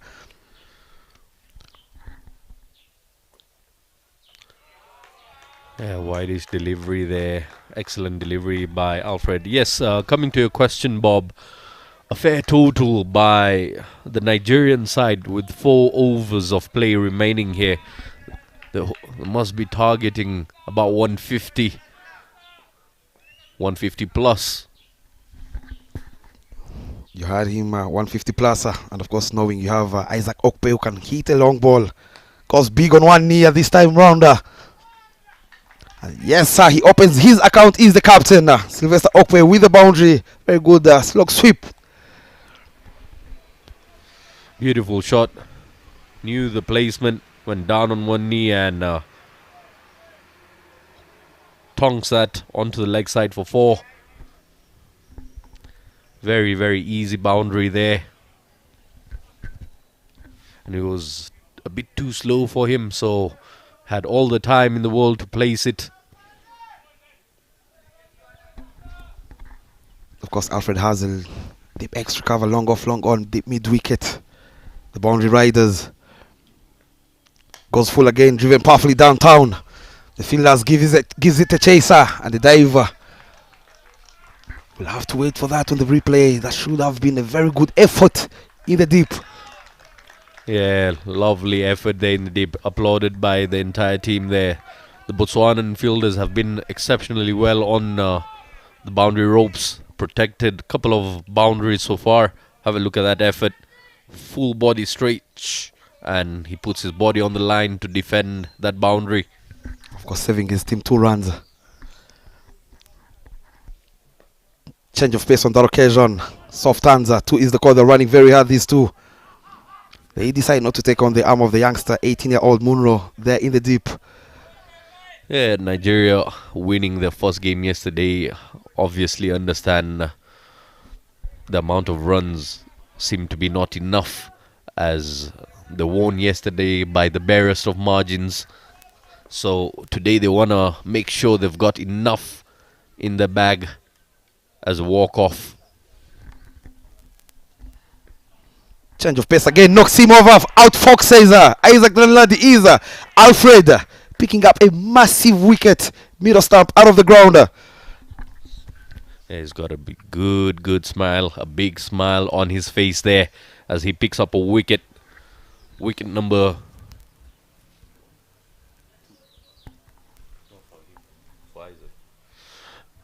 Bullseye hits the middle stump there, knocks him over, castled by the variation. It was a cutter, slow delivery. Didn't read it right, and Isaac has got to depart. He was on a merry way of 28 of 19 deliveries only, striking it at 147, adding to the total of 131 for the loss of 4 after 17 overs here. So 150 is on the cards, definitely. 28 of 18, you'd feel Zayda. The moment that young man, Isaac Lanadi, joined Olaike, he has done a lot of damage for Team Nigeria here. His cameo, of course, has to come to an end, allowing now the two brothers out there at the crease, the two Okpeza. Yeah, the two brothers that took their side to victory yesterday in tight moments, but having a clarity of mind and played a really good knock. Do they add to the total here in the last 3 overs of play? Goes big this time around. There's a fielder. Straight to him. Isaac Okpe looking to sneak in for a double batter. His brother, Sylvester, the captain, telling him we still have 18 more deliveries to play. And again, Team Botswana finding themselves in a sort of bother at the moment, having had Team Nigeria after 10 overs at 55 for 1 Zaid. Yeah, they started off really well, not able to go for the jugular after picking up that wicket, that early wicket, not really adding to it. The spinners did the part yesterday. It's the pace bowlers that have been attacked. Goes down the leg. Now an extra run. Will pick up a single as well. That makes it 2 runs there. Missing his line and length is Tumelo. Lucky enough, the wicketkeeper had a glove on that one.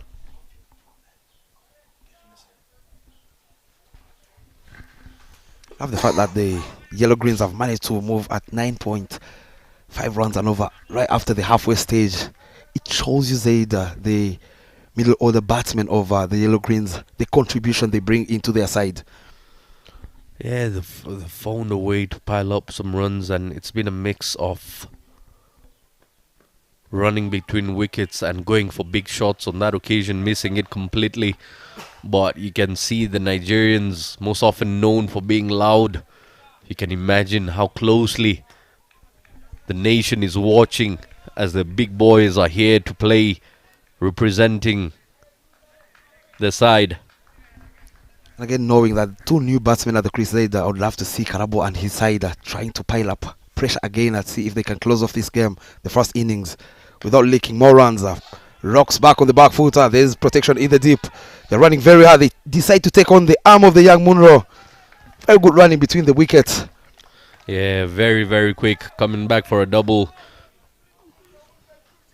One of the basics, trying to pick up a double, you've got to get that pivot right. You've got to turn right. You've got to understand whose arm you're taking on. The brothers are doing really well at the moment. Isaac hasn't faced a single delivery since he's walked in. Captain taking the charge. He's on 10 of 7. Short ball pulled away this time round. Efila chips in the diver. The chase is on. And the chase will be in vain as they get another much needed boundary. Is the captain and the Yellow Greens. A round of applause, of course, from the dugout. They know how handy these runs can be in the end. Yeah, just plays it around the corner. Beats 2 fielders. All efforts go down the river. Got a hand to that one. And then the second fielder put in a dive, but just not able to drag it back into the ground. So 4 more it is. Very, very handy knock this by this keeper. Loves playing it on the leg. In the air, fielder gets underneath it, and he spills that one. Botswana cannot believe it. He had all the time in the world to get under it. Didn't have to move much, but it just popped out of his hand. Good feel there on the replay. Munro has dropped goal for his side, knowing that you've dropped the captain. It was ball, of course, into the attack, into the arc, and flicked away final by the captain, and he's been given a life zaid. How crucial can that drop catch be? Yeah, and now adding to the misery, gets a top edge, which races away for 4. That's just rubbing in the salt for the Botswana side. Move to 20 off, just 10 deliveries is the captain. This time round, balls is slightly outside off stump, throws the kitchen sink at it, and the ball races away yet again to the boundary. That should be the end of the 18th over Zaid, 146 for 4. Yeah, part of sportsmanship is when you've got positive intent. At times the execution might be off, but the results do come your way. That occasion, the skipper putting in extra bit of effort, getting enough bat on it, allowing it to go to the boundary ropes. Said earlier in the match build-up, of course, with our co-commentators Davis and Eli, they spoke about how Botswana have been struggling in those middle-order batsmen contributing for their side, and this is exactly what the Yellow Greens are doing superbly. Something I feel Karabo and his side need to adjust as soon as possible. But again, Yellow Greens, you should give them a lot of credit. It looks like a very well-balanced team. Indeed, does look like a very balanced team here.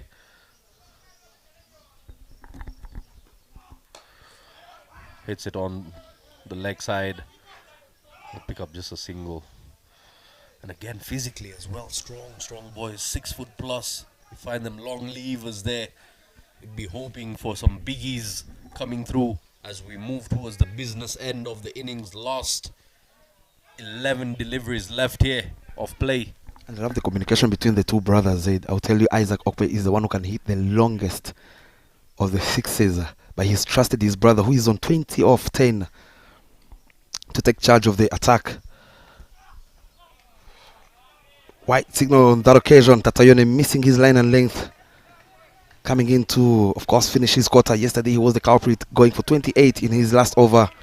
Yeah, and even today you can see he's bowled really well. His spell has gone for just 12 runs, yet to pick up a wicket here, but is just as good as gold at the moment. Can he turn it into platinum? Let's wait and find out. That's 2 runs shy of that 150 is the Yellow Greens. He has a long on, long off. Deep extra cover. Those are the boundary riders of Tatayone. Yeah, as the conditions have also opened up. The skies have opened up.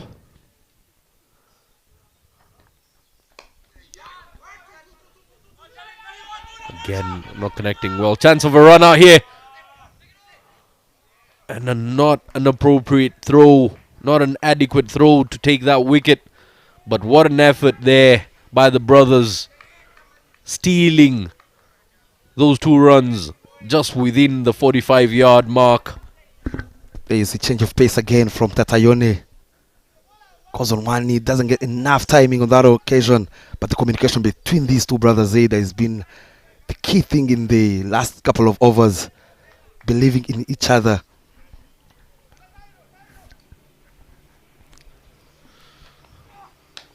Another slow delivery that has been hit down the ground and just makes it over. We'll have to confirm.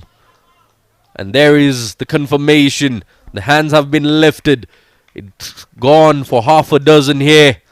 Plays it down the ground straight as an arrow. Nearly took an arm to that one.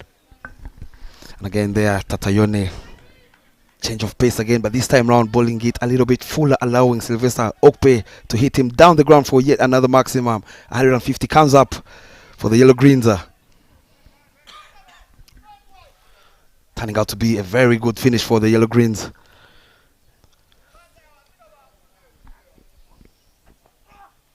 Goes big again this time round. Listen to the sound of that coming off the blades head. This time it's much clearer, more crispy off the willow there. Back to back maximums. Sylvester is striking it neat and clean here. Full again, backing away. opening up that front leg, hitting it straight as you like. 60-meter boundary, as easy as you would like for any batsman. And again, Tatayone not learning the lesson from yesterday's game, having licked 28 runs off, of course, Alpesh from Jani's blade. Change of pace again, hits it powerfully. Drops short, and now the fielder makes a mess of that one, allowing him to get another boundary. Yeah, the miseries continue for Tatayone.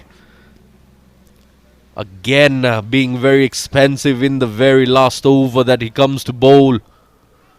Goes down on one knee and just spins away from the fielder there as it skids on to the boundary ropes for 4. Oh, what a way to end the first innings with, of course, 1 over to go. One more delivery to come. He's gone so far for 17 runs. Yesterday it was 18. He looks to be out of answers there on your screens. I believe he's sticking to his plans of slower deliveries in the last over. Has been clubbed once more. Will end it on a high note for a maximum. Turns it into a full toss and pays the price as it flies over the boundary ropes for a 6. Like that, 26 runs coming off his last over of his quarter. One more time again from Tatayone, not picking up from what happened to him yesterday.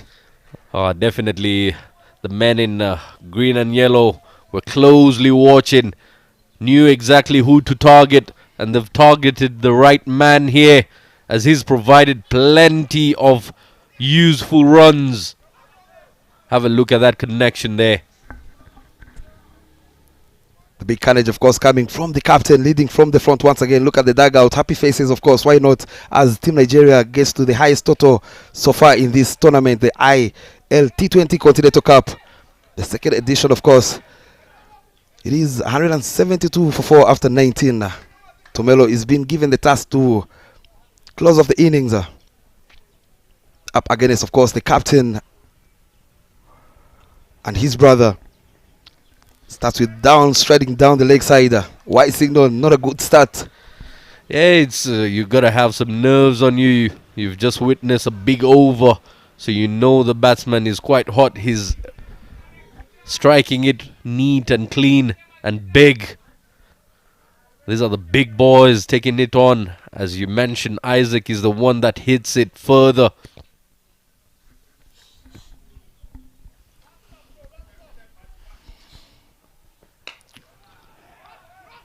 Down the leg side, straight to that fielder. Monroe, 2 is the call. They're running very hard. Run out chance.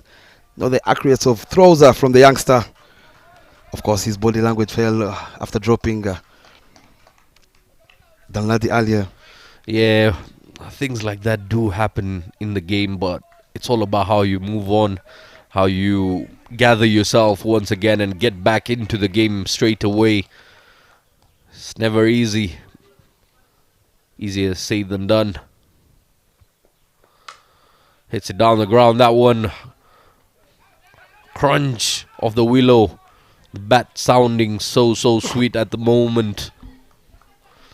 176 is a big ask, I must say. Melo, 1 wicket he's picked. He's given away 37 runs so far. 4 more deliveries to go here. Goes big again. Downtown is the captain. But they will settle for only 1 run. Yeah, looked like he wanted to go big on that one. Just doesn't connect it well. The bat twisting in his hand there. Makes it go on the ground. Trying to get underneath to Melo. To me, the Yellow Greens are scoring 122 runs in the next 10 overs has been a joy to watch. And a major factor in this game. Into the arc this time round. The catch is the call. There's a feeder under it. And he takes an easy catch.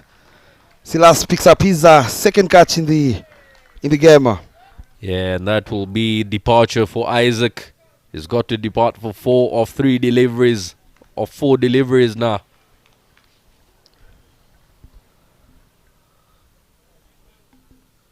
Lovely take in the deep. Kept a cool mind. Eyes on the ball throughout. That went miles in the air. Very, very high catch. And took it easily. Made it look so easy on that occasion. One of the best fielders, of course. The young Silas there at the boundary ropes. Isaac Okpe departs for his 4 deliveries. It's now the left-hander Prosper Hussein, shot number 75, joining the captain with 2 more deliveries to come in the first innings. He can't hit a long ball, Zaid. Prosper Hussein, we spoke about this earlier. Yeah, he's got about 2 final deliveries left to show us that.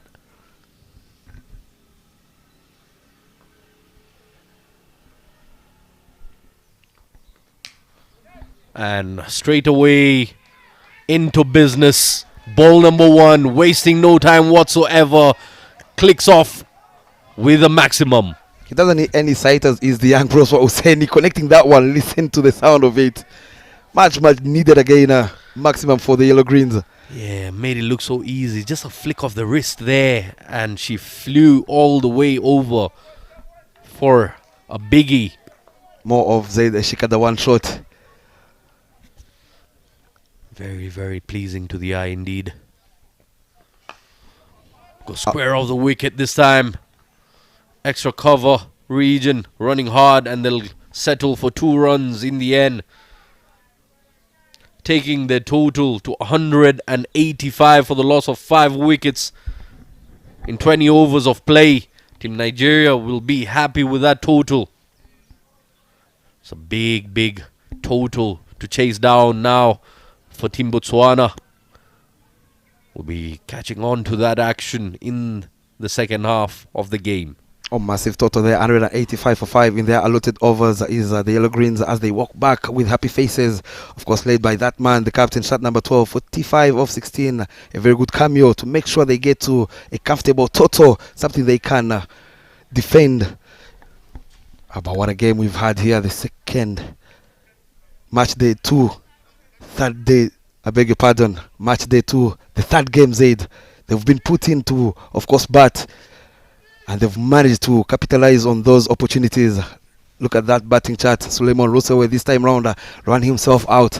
But Salim Salah, Olayinke Oyele, Isaac Danladi contributing massively, and Isaac Okpe and Sylvester Okpe, the captain, contributing 45 of 16 that made sure they got to that 185 and 9 extras being bowled by, of course, Team Botswana. There you see the bowling chart, Zaid.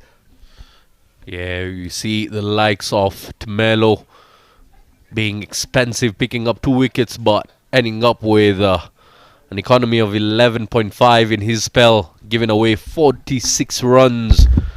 Some of the best figures here are by Alfred. 4 overs is bowled, 23 runs, 1 wicket with an economy of 5.75, gifting away just 9 extras.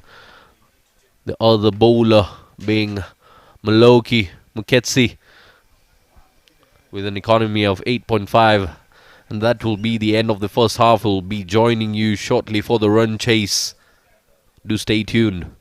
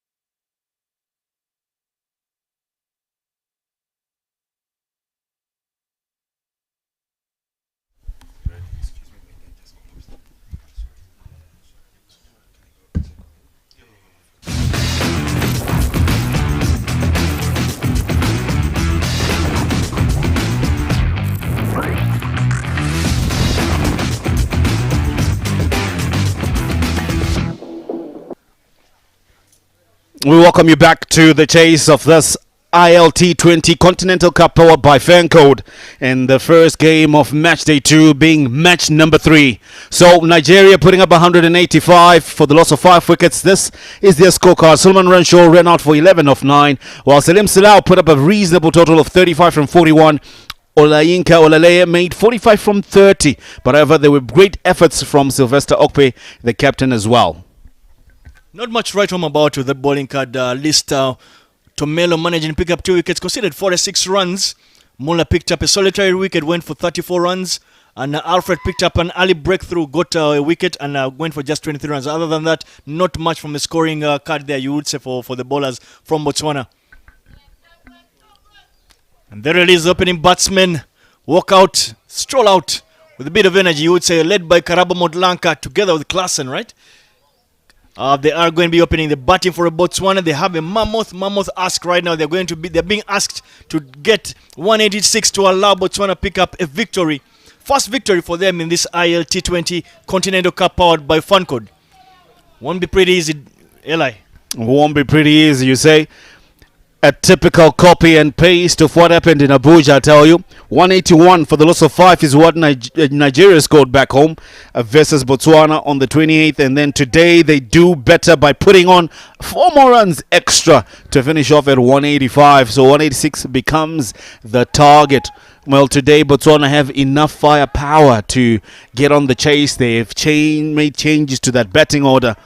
Monarchs Castleman up the order. He'll be opening up things with Karabo Montlanka.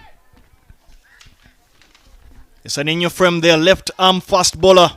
Prosper Husseini is in the side. He is the one change that was made by Sylvester Okpe. He's already made a difference. When he had bat in hand, he managed to get a 6 of his first delivery.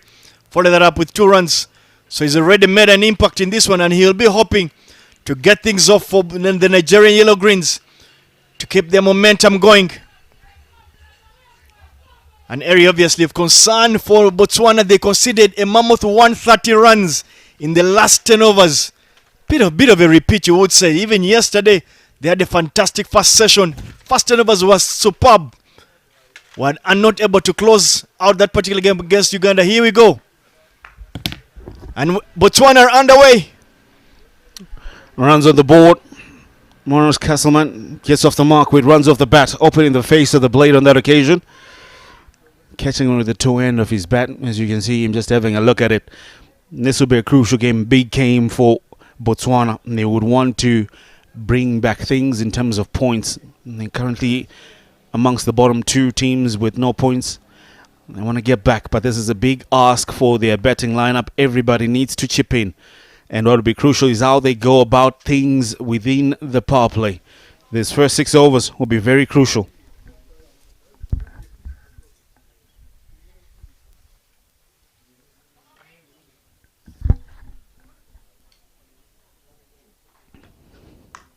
Full face of the bat.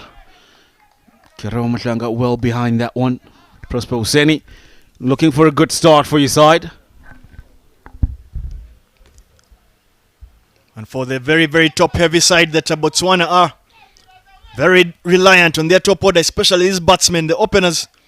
Yesterday they managed to put together 41 runs for no loss against Uganda till the cookie came down crumbling. They'll be expected to do something similar but at a quicker rate, considering they're just in 186 runs. Pulled away. In short third, we'll watch that one fly past him. The first boundary for Botswana. And what a way to get off the mark for the captain of Botswana. Karabo finds the boundary. And this will be a good start. Look in the replay there. Short delivery. Karabo right behind that one. And he pulls it handsomely down to that vacant fine leg region. Nigeria yesterday were guilty for bowling quite a lot of short balls, especially in their opening spells from the fast bowlers. I would imagine it's something they have talked about. I hope they have, because this man, not as tall as the man I'm about to put up against him, he has got a Chris Gale style of posture and play. Not much fit movement. Up in the air, diving effort, and it'll be the second boundary. It was up in the taking. It took it well. The fielder gave it a diving effort, but that was not enough to get to it. Husseini, a huge grunt from him because he thought he had just found the first wicket. Looking at the replay there, another short delivery way outside off stump, gave it the width. Karabo threw everything at it. Big effort there, you would say, from the fielder, third man. Goes without saying that the third man region has actually now become a catch-taking opportunity position. So you need to put a very, very good fielder, third man, in today's modern cricket. Oh, you have to. Cracked away of the offside. 3 boundaries in a row. Wide of the man at extra cover. He'll watch that one again, run away for 4. Another short delivery yet again from Pospa Husseini. He needs to get his lengths right. Looking at that replay, another half tracker. Muscled right through that extra cover region. Karabo is dealing in boundaries. He knows the task at hand is mammoth. I told you that he reminds me of Christopher Henry Gale. Just don't say too often because Karabo Modlanka will enjoy hearing that for a long time. Give him with Neil punish you. Allowing him to free his arms, you will go for plenty. Anything off the pads, he'll clip you. Straight through to the other captain, that'll hurt. Sylvester Okpe will wins at that one, but that'll be the end of the over. And it'll be 13 runs from the first one. A good over and a good start it is. Looking at that again, that was hit hard. Those are the boundaries, leg side. Too short again. With an offer. Third man region. Fell short of the man. 4. And then again the last one. Through the covers again. Creamed away. Magnificent power hitting.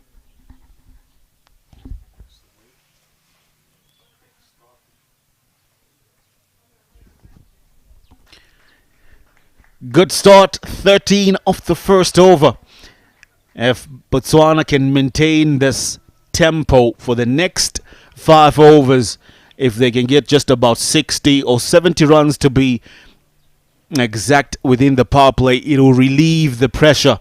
And that will allow them to chase the other 110 or 115 in the remaining 14 overs to say. And opening the bowling for the Nigerian Yellow Greens. Peter Aho, he's going to operate from the airport end. Peter Aho is one of those players, I think, if I'm not mistaken, who's probably had some of the best bowling figures in T20 internationals. I think he sits among the top 10. Just trying to quickly retrieve that number. But he's done exceptionally well for Nigeria. Very, very handy. Right-arm fast bowler. Bowls at good pace. Again, yesterday was guilty for bowling the ball a bit too short for my liking.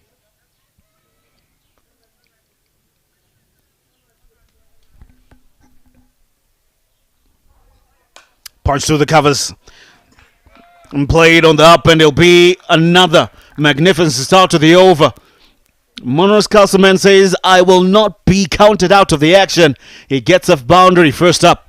Let's look at the replay there. Not much fit movement, but again, something I said yesterday, his ability to use his hands, throw his arms at it, gets the timing extremely beautifully there and manages to pierce that vacant extra cover region. 4 runs. Anything on the bounce, Castleman will drive you on the up. That's an ability that he possesses, which is a good one. Very rare to see batters who can do that. Leg side, that should be wide. Pressure already for Nigeria, for their pace bowlers. They're not as amped up in the field as they were when they were batting. It's just a few voices that you can hear trying to get everybody behind their bowler, because they can understand here, if they let Botswana have their way, especially this opening partnership, they will be in trouble.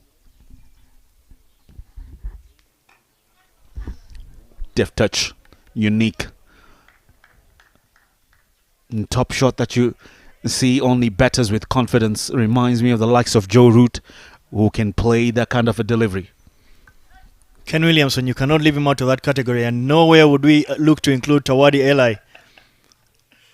But back to the business here at the Gahanga Cricket Oval. It is match day 2 of the ILT20 Continental Cup, powered by Fancode. Nigeria taking on Botswana. Botswana won an important toss in overcast conditions and opted to bowl first. Weren't able to make full use of it. Nigeria managed to find their way around that. They only got 55 runs in the 10 overs.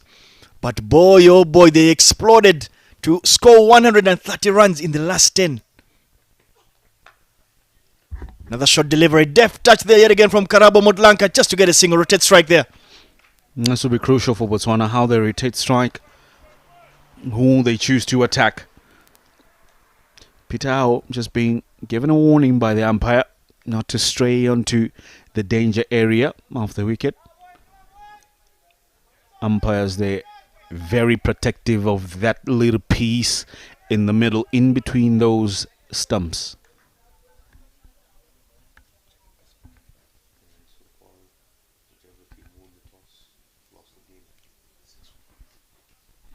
Edged and taken. Finds the faintest of edges. And Solomon Rancho completes the catch for Pitao to pick up a first. Castleman will go for 6 or 4. Great length there from Pitao. Looking at that replay. Much fuller delivery. Those will always challenge Barras. He throws the kitchen sink at it. Monroe, but this time unable to get the needed connection. And as you rightly stated, faint edge flies straight to the keeper. Easy catch for him. And with that dismissal, in walks Valentine Mbazo. Has been a very short of runs. But now is the time for him to stand up and put his hand up to be counted. Botswana will need him if they intend to get to that 186 run target. Castleman gone for 6 or 4. Botswana lose their first. It's 20-1.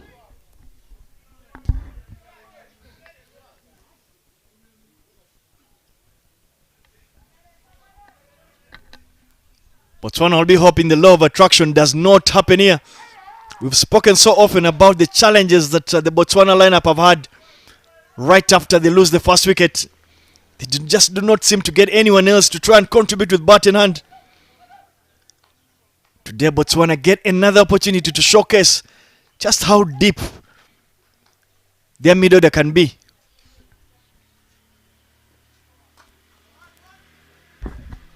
And straight away he's off the mark, Valentine Mbazo.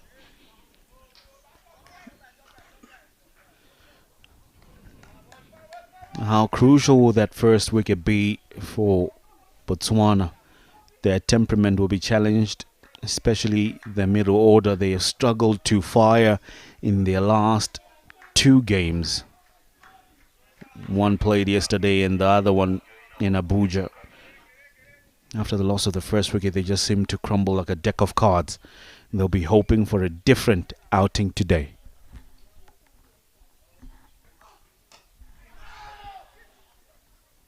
No room for a quick single there. But however, the fumble in the field allows for one. Sloppy. Too sloppy. These are the little things that they need to clean up. Both sides, in fact. They have been guilty of both incidences whereby a little rush of blood to the fielder's head, instead of just holding onto the ball, allows the one to be taken. 2 overs done. It's 22-1.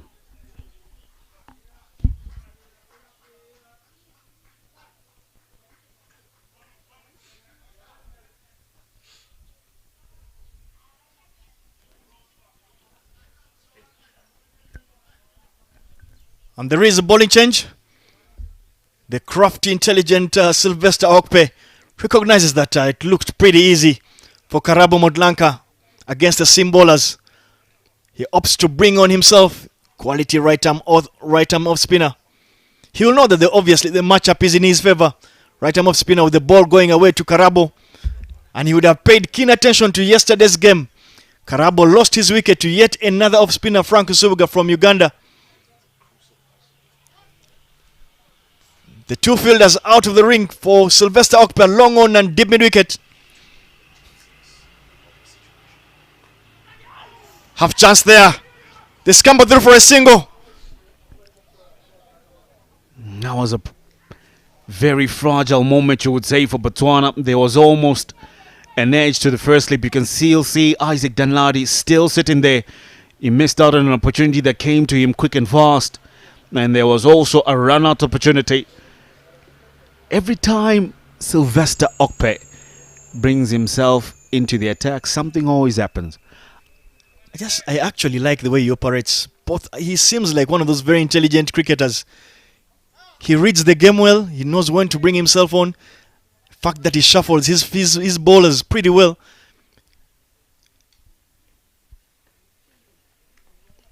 Swing and a miss. And obviously, just speaking again, Sylvester Okpe, he's the first under-19 captain for Nigeria to take the under-19 team to the World Cup. That World Cup was obviously played in South Africa. So he's one that is, you would say, is legendary already for Nigerian cricket. Short delivery there. And that's very well swept, you would say. Short ball swept by Valentine Mbazo down to the vacant fine leg region. Picks up 4 runs there. Too loose. Straying leg side. An opportunity that Botswana capitalize on. And giving it to a man who's been short of runs, gladly climbs on top of it to find a boundary. That's 4.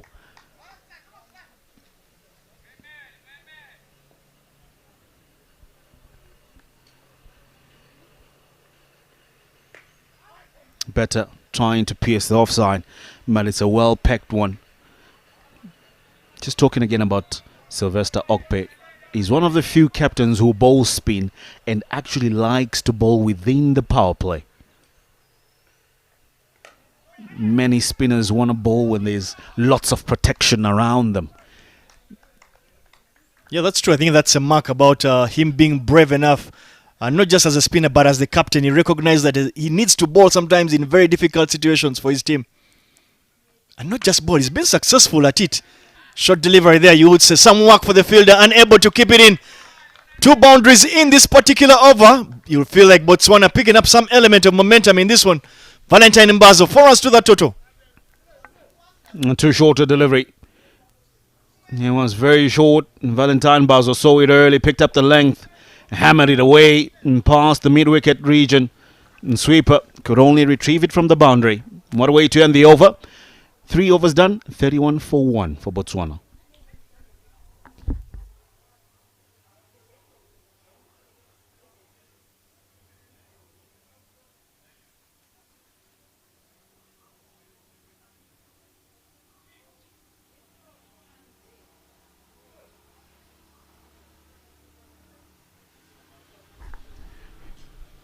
$31 for 1 after 3 is Botswana going at 10.1 runs per over.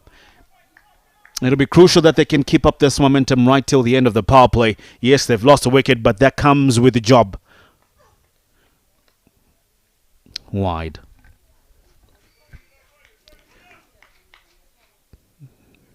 Peter Howe went for 9 in his first. A little bit touch expensive, you would say. Yeah, but he picked up that prized wicket of Monroe. So he will feel like the fact that he did pick that wicket, he will feel that it was a very good over for him.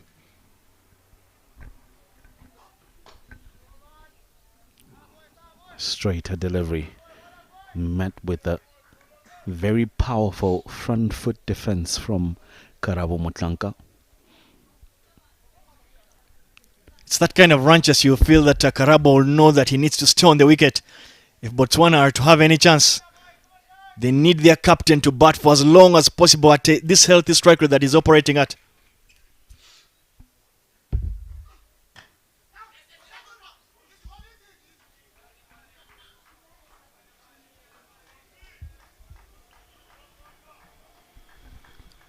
Little dab there, you will say, from Karabo. Finds the fielder, the one man there at fine leg, short fine leg. Hits it straight in, but they scamper through for a single, and that single brings Valentine Mbazo on strike. The 2 fielders out of the ring for Peter Howe at this stage are the deep square leg and the third man. Yeah, that sort of like tells you what to expect. You can find a short ball coming. Worked away leg side. Well fielded by short third. That's on fine leg. Beg your pardon. You'll think that Peter Howe has gotten now with 2 deliveries that could have easily been 4 runs each. They were clipped by the batters off their hips, but the balls went straight to the fielders at short fine leg. Can be frustrating when you're hitting the fielders, especially when you feel like you have really creamed it. Especially in a T20 game where limited deliveries available.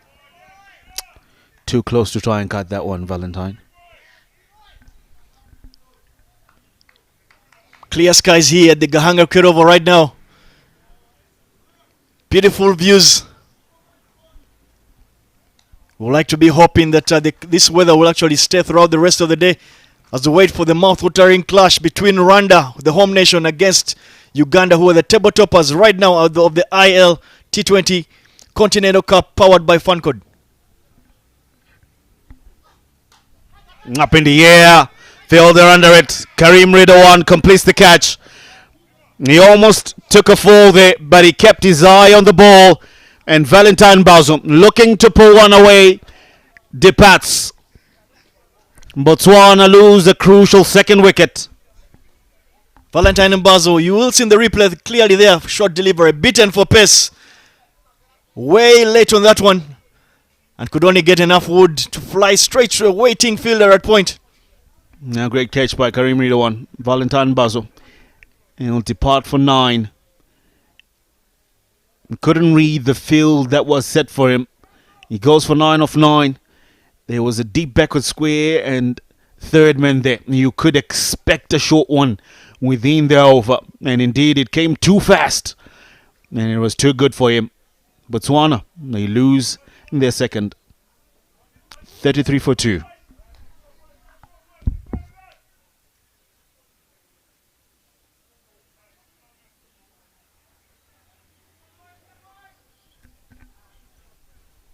And with the demise of Valentine Mbazo, yet again goes for an early shower, unfortunately for him.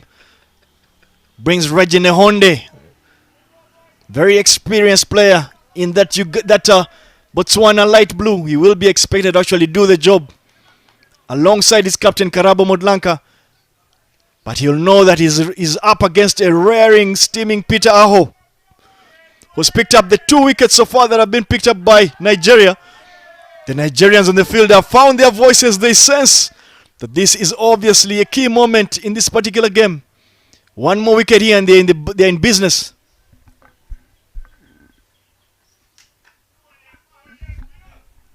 Guides it carefully down to third man to get off the mark. Reginald Nehonde.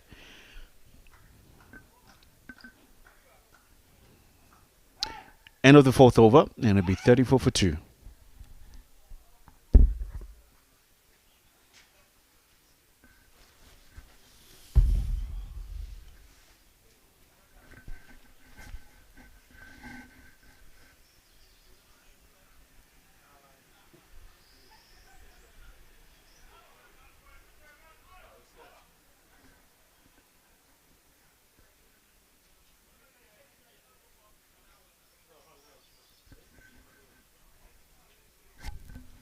And Sylvester Okpe right there, the man in your frame, the captain of Nigeria, will get a second crack at a second over, bowling from the bouncing ball end. Continues to operate in the power play. This time round, he will be bowling against Reggie Nehonde, right-hander. Reggie Nehonde will be cognizant of the fact that he's bowling to the short boundary. For the right-arm off spinner, should be an area for him to look and make full use of. Now finds a gap in between the covers. He'll push it. Does it have enough strength to go over the field? Not enough. Great fielding effort from the tall man there. And that's Isaac Okpe. And keeps one in. It'll just only be 2 runs. Oh, in fact, they run 3. Good running from Botswana. Well, maybe just to pick your brain on it. It's been interesting that we've seen the spinners bowl just 1 over from the airport end, which you would think is obviously the longer boundary, especially to the right-hand batters. A lot of the spinners have chosen to bowl from the bouncing ball end, and they've paid a bit of a price bowling to this shorter boundary. Oh, yes, they have. Quick single taken. Zero on offer. Good running. Good call. And was loud and clear, and they set off as soon as the ball came off the bat. I guess that they love the end that Sylvester is coming from, because it doesn't turn much, but it skids on pretty quickly onto the batters. That's why they're taking a liking to it.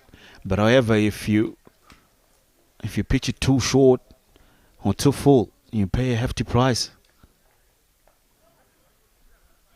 Again, opening the face of the blade, 2 on offer, but they settle for 1.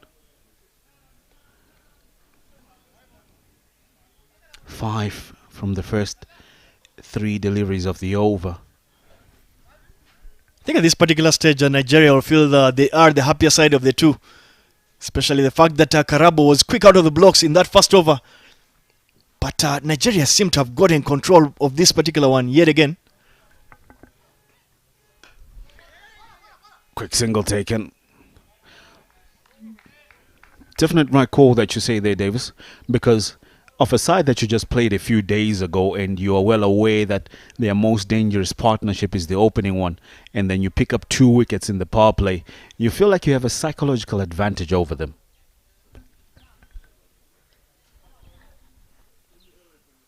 You need to factor in the variable of the fact that you ask them to basically chase a target of 186, which would be the highest score in the tournament already. Another little dub, you would say, slightly outside edge, very intentional, you would say, from Regine Honde. Picks up another single. Continue to rotate strike. Chasing 186. Wouldn't you be looking to perhaps pierce those boundaries, especially because you are still in the power play? Oh, definitely you should. That's why I was saying that if Botswana need to end the power play with at least about 60 runs on the board at the end of the power play, it would give them a chance.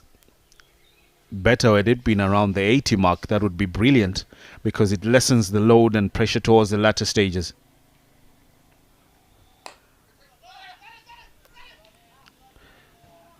It was there, but the fumble allows the completion of that run. 5 overs done. It's 42 for the loss of 2 for Botswana.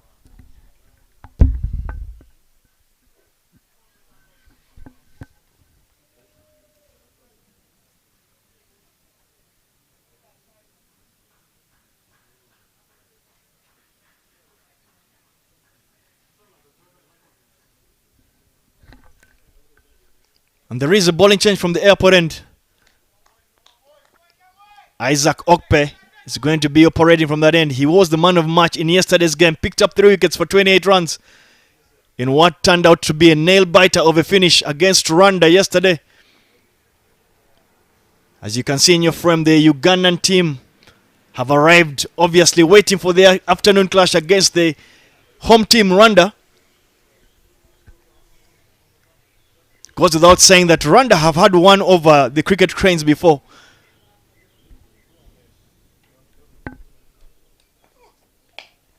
Upish, but safe. Goes over the man at cover there. Karim Ridawan will retrieve it. Just keeps it down to 2.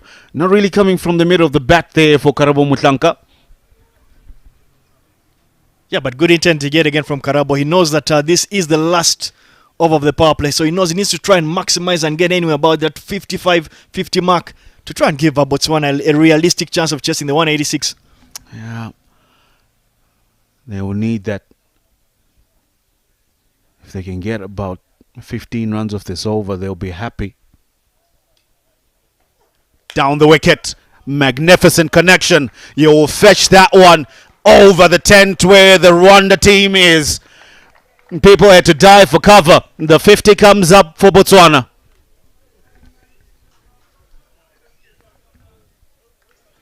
Great hit there from Karabo. Little shimmy down the wicket.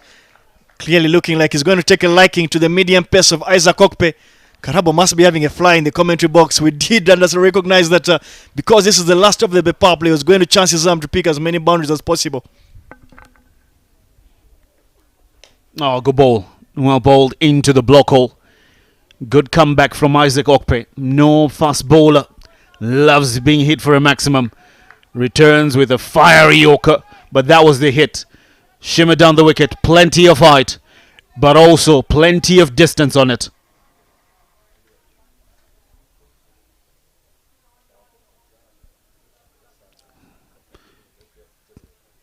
Eight of the over so far.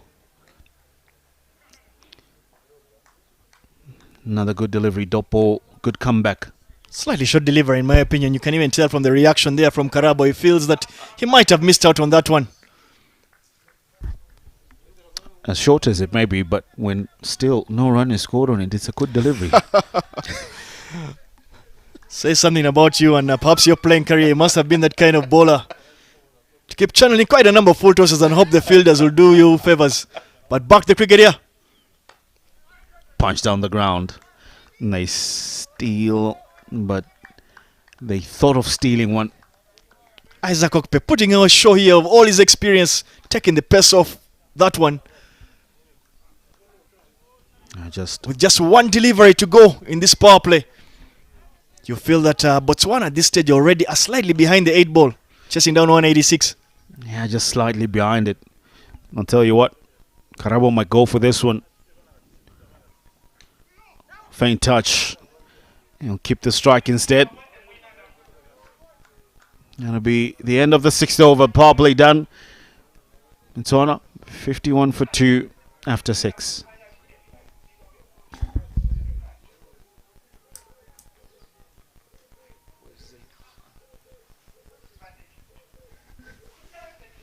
What are those figures of our figures? They're not available. I said 6 for 5. Oh,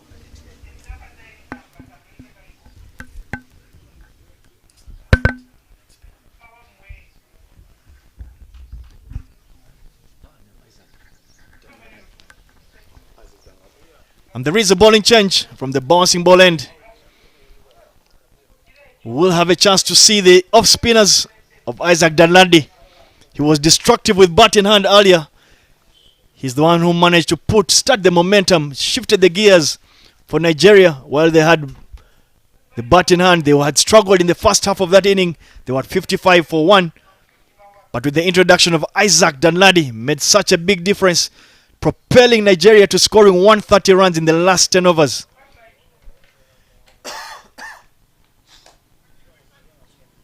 Starts off his spell with his right arm off spinner. Yet again, another spinner to bowl from the shorter end, you will say, of the ground.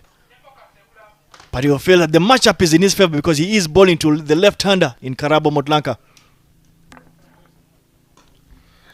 Yeah, the skipper taking charge here and control. Having captained the side 44 games.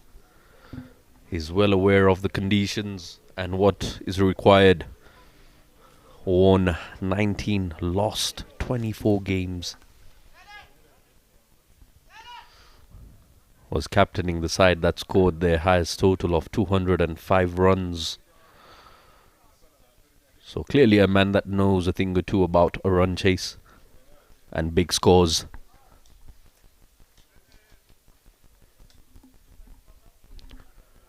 Reginald on strike now will be facing Isaac.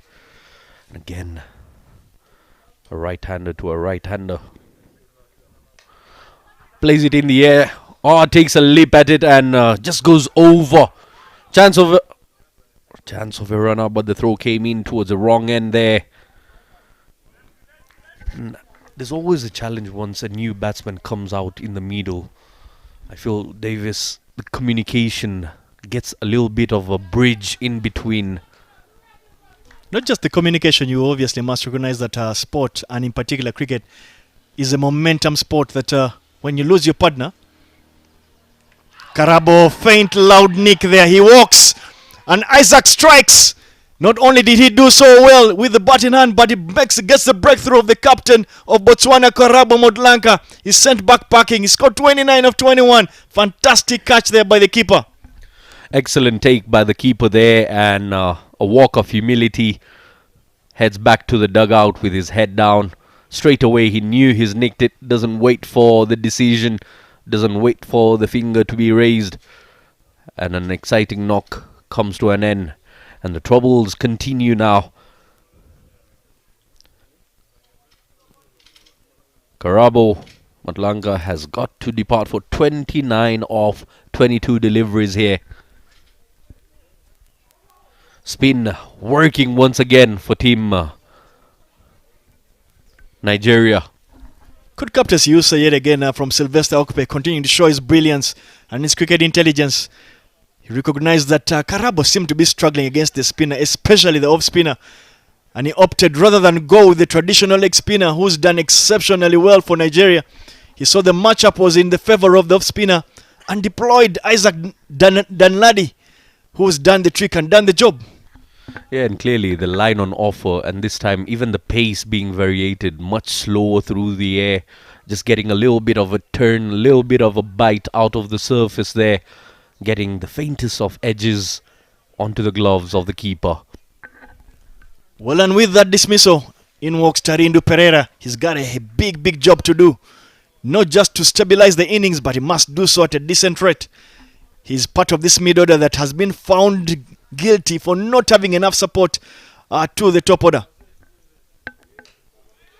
Yeah, he tries to drop and run. Might be in trouble here. And the finger will be raised. It's been given run out. We'll have to look at that again. Not quite sure if the keeper had the ball in hand there. The replay it is. Short delivery. Pereira takes a little shimmy. Run out opportunity. I will not talk about that, but umpire has given him out. And he'll have to take the long walk back. And yet again, Pereira's struggles batting in that mid-order continue. Look of disgust, you will say. Disappointment from him. Absolutely. The final take there by the leg umpire. He took his time to make the decision. And he took a decision in the end. And that will be a golden duck for Tarindu Pereira. And you're from there, Tarindu Pereira not happy at all, obviously, with the dismissal. He might have felt hard done. But with his demise, in walks Pomelo Silas. He is one of those that can hit the ball. And he is walking in, especially he's playing in this fixture ahead of Vinu Balkrishna. Not too sure about why Balkrishna is not playing today. But Pomelo Silas has the ability to hit a long ball. Exactly what Team Botswana need at this particular point. Someone to gain back the momentum and bring their side back into the competition here. Just barely out of the power play. Final delivery of the 7th over, and that will race away for 4. Starts away in a fabulous manner for Melo. You spoke about him hitting it hard and showing early signs here. Boundary off the first ball. It's right now it is 57 for 4 after 7. Yeah, just using the power play adequately are the Nigerians. Picking 4 wickets in there. Just barely getting out of the mark.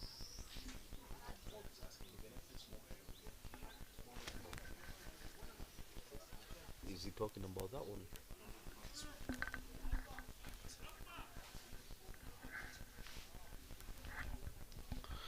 Yeah, there you see the views on the screen.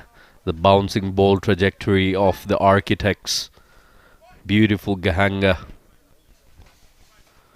All the fans, the coffee shop, come catch some live action. All the action coming through at the moment, courtesy of ILT20 Continental Cup, powered by Fancode. And there is a bowling change from the airport end. Abdul Karim, the leading wicket taker for Nigeria. Very handy leg spinner. Last time round against Botswana, he picked up 6 wickets in that final. Down in Abuja during that T20 qualifier Group C. He will be hoping for a repeat of that kind of performance. Yeah, definitely. Those are the kind of performances you need to look back at and pick out the best parts of them.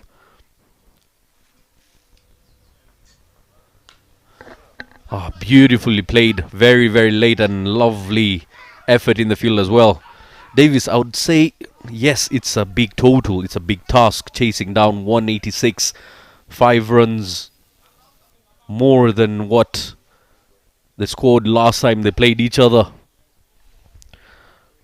But what's essential here for Botswana is picking up the vital singles and doubles, as we saw Team Nigeria do the same in the first half. And that will beat the keeper as well. Pick up just 1 run there. Sloppy running, you would say. The googly there beats not just the batter but also the keeper. Ridwan Abdul Karim has been a quality leg spinner, and quite a number of teams look to have and treasure their leg spinners, knowing the impact they can have in T20 internationals. Yeah, definitely. Of late, you've seen plenty of quality leg spinners being top of the bowling attack and providing threat to the batsman. There was the googly yet again. But that googly, you can easily pick it even from the commentary box. It's obviously slower, flighted a bit more to try and get more revs, but it does clearly beat quite a lot of batsmen because it comes in quite sharply. Ridman for me, Karim, is one of the very few spinners so far in the tournament in the ILT20 Continental Cup, powered by Fancode. Oh, nearly held on to that one. Is powerfully struck. Got away with it. Got a hand to it, slowing it down. Would have been racing towards the boundary rope there. Would have been a brilliant take. But the reaction, not allowing him to hold on to it, is powerfully struck there. Took a little shimmy to it. Plenty of force behind that.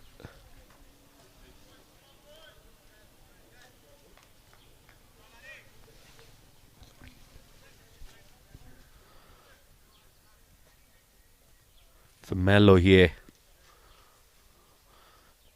And we've got Isaac coming back into the attack. Colourful cricket we've got on our screens. Flighted delivery slow. Will be hit too long off. And we'll pick just a single there. That's well struck there from Reggie Nehonde. Dances down the wicket.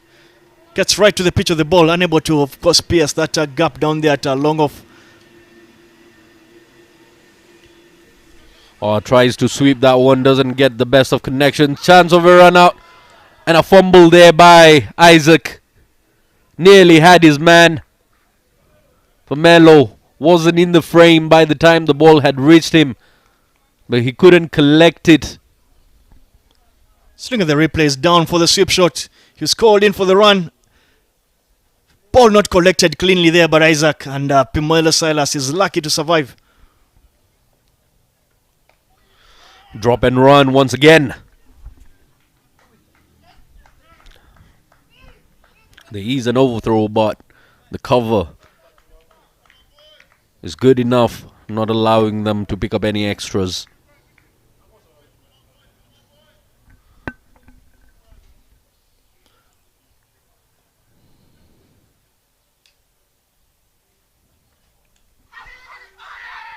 Appeal and the finger will be raised there. Another wicket goes down.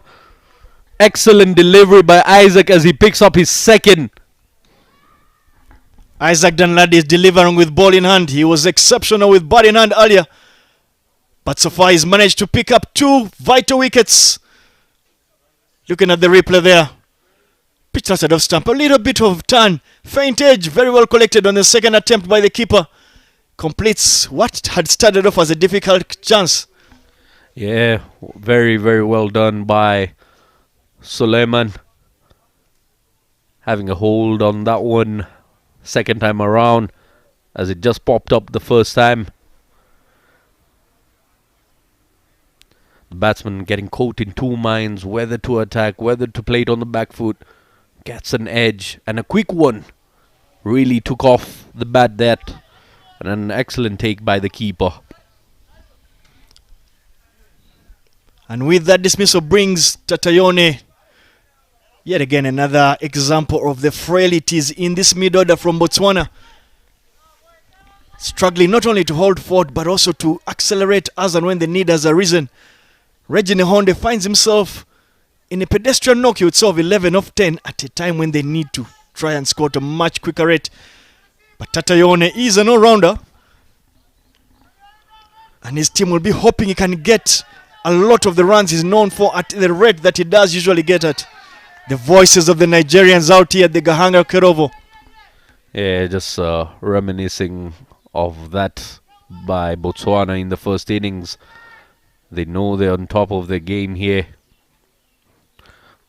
Tries to pitch it down the leg. 2 times these sides have taken on each other since 2019. Both of the times, Team Nigeria having the upper hand, winning both competitions.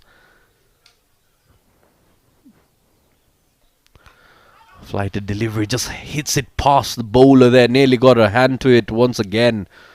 But so much energy behind that allows them to pick a single. As we get to the end of the 9th over, it's 66 for the loss of 5. Half of the side back into the dugout now. Troubles and worries. We've got areas of concern here for Team Botswana. They start off really well. The bowling seeming just like the batting, seeming just like the bowling. They started off really well with the bowl as well. And then towards the latter half of the innings, gave away plenty of runs. Something that would have been around 150 ended up at 185.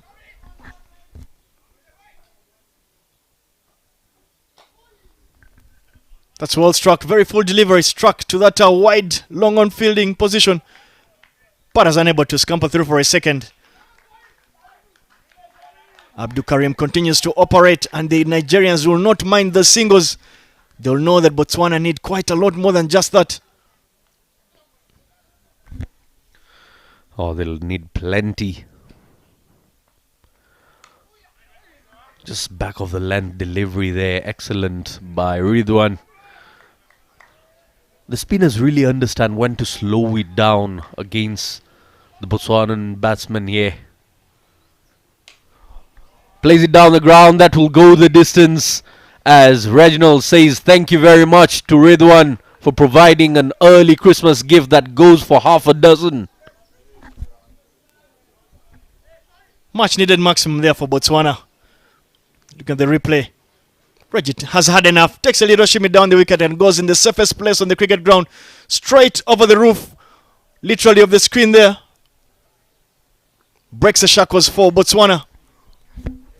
Yeah, clean hit that connected it on the full. A few steps down the pitch and the flow of the bat. Just enough to give it the elevation over the boundary ropes. Did go the distance there though.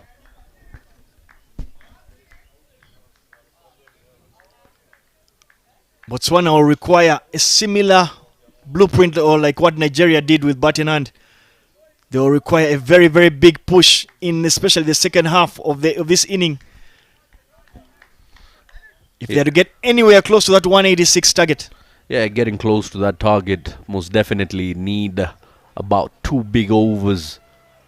Perhaps even 3 if they give it that extra push. And that will be the test for the batsman out in the middle. Trying to take on the spinners here. Try to tonk a few out of the park.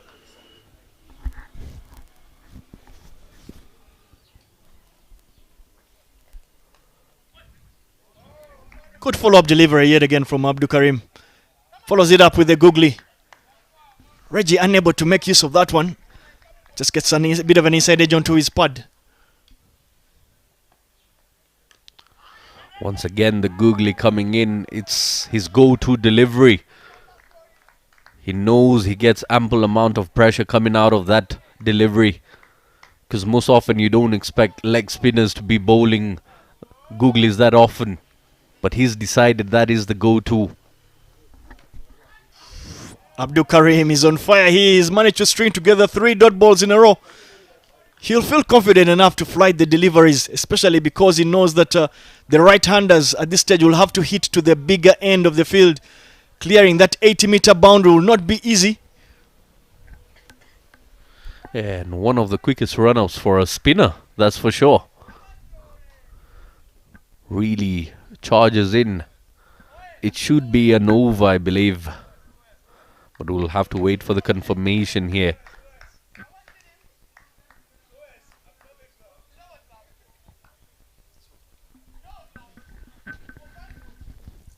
Was that an extra?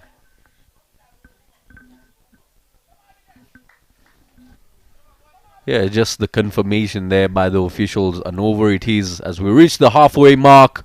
It's 73 for the loss of 5. Still fighting, still battling is Team Botswana. And here we have the scorecard so far.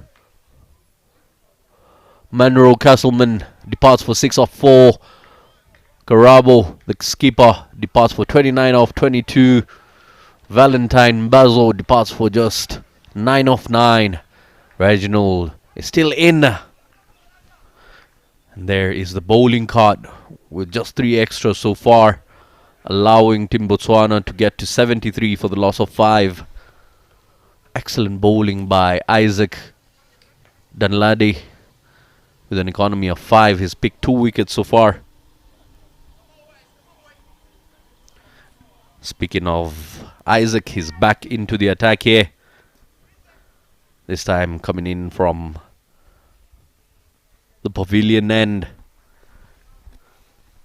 Spoke about colourful cricket here, Davis.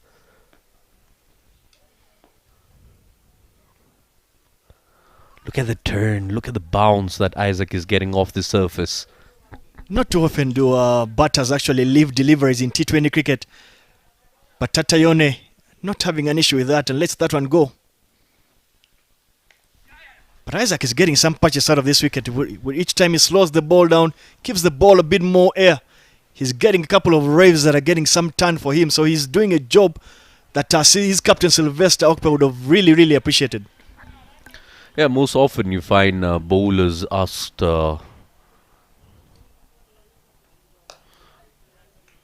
hits that chips it over the bowler's head and they run hard for a double. Yeah, most often the bowlers are asked to take off the tapes off their hands, take off anything colourful that can be distracting to the batsman. What if the player himself is distracting to the batsman? You know what I mean. You know what I'm talking about right there. I hear you. I think if it is something that is obviously out of his control, there's not much the umpires could do to stop the person. But back to the cricket itself. Isaac Nadnadni continues his fine work, bowling from the pavilion end. He's bowling without a short mid-wicket. Clearly an indication to tell that they do not mind the Botswana batters picking up that free single. They know that the rate right now is just trickling towards a touch of 12. Yeah, the required run rate, once it goes past 12, it becomes almost impossible to get back into the game. It will require them to bring out all the rabbits out of the hats. All the magic tricks will be needed to gain this game back in control for Botswana. At the moment, just drop and run. And the run back for a double. A little bit sloppy there from the Yellow Greens. They'll feel that a bit more backup could have been helpful. And in your frame there, obviously Sylvester Okpe not happy with that work. But with that double, brings an end to the 11th. Botswana 78 for 5. Yeah, guilty on plenty of occasions. Both sides have been a bit clumsy with the ball coming their way, trying to gather it. No cover as well. At times you can get too comfortable understanding that the opposition requires a huge total to chase down. But that is when games might be lost too. You get too comfortable at points and allow the opposition to gain the momentum.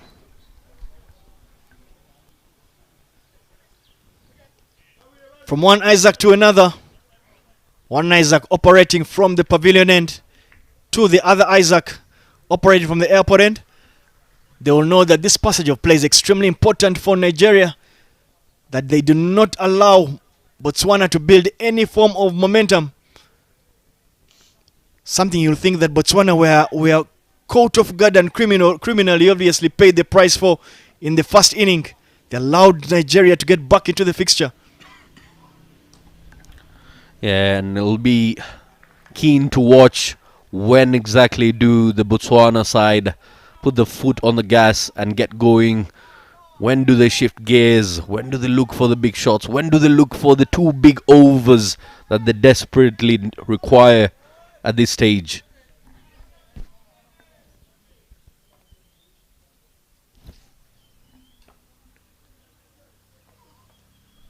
Beautiful slower delivery here again from Isaac Okpe. Very, very clever bowler. You will say he seems to obviously understand what is on offer in this wicket. Wicket has been a touch slow in my opinion. Bit too paced. So he takes the pace off and asks the batter to generate all the pace themselves. He knows he's bowling with a bigger boundary to the onside. So you'll feel that he has some amount of confidence to bowl those slower deliveries.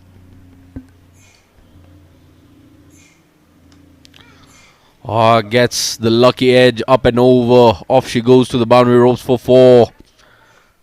Yeah, looking at 6 foot plus charging down at you. The last thing you expect is a slow delivery. But on that occasion, pace on offer. And it gets the treatment. Whichever way the runs come here for Team Botswana, they'll be more than welcome. Obviously not where Tatawane intended, but he will take the 4. The field set will clearly tell you that the Nigerians do not mind Botswana picking up those singles. Good hit there. Off, clips it off his hip. Some work to do for the field at fine leg, and it does exceptionally well down that wide, deep square leg. Keeps that in to just 2 runs. Oh, what an effort there. Saving 2 valuable runs for his side. Gave it a chase, a couple of yards to his right there. And just showing that the Nigerians are not just all about bat and ball, but also putting in effort in the field, putting the body on the line there.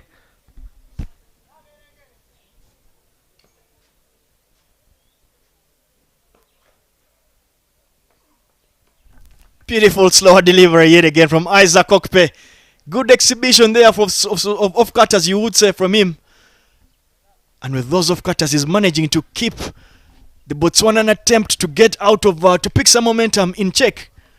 Getting cloudy here, Zaid, yet again. A bit of a worry for me. Can only hope that the sun does come out and we can get a full game of cricket in the afternoon. Well, you'd rather hope it stays cloudy than rain. It is getting cold.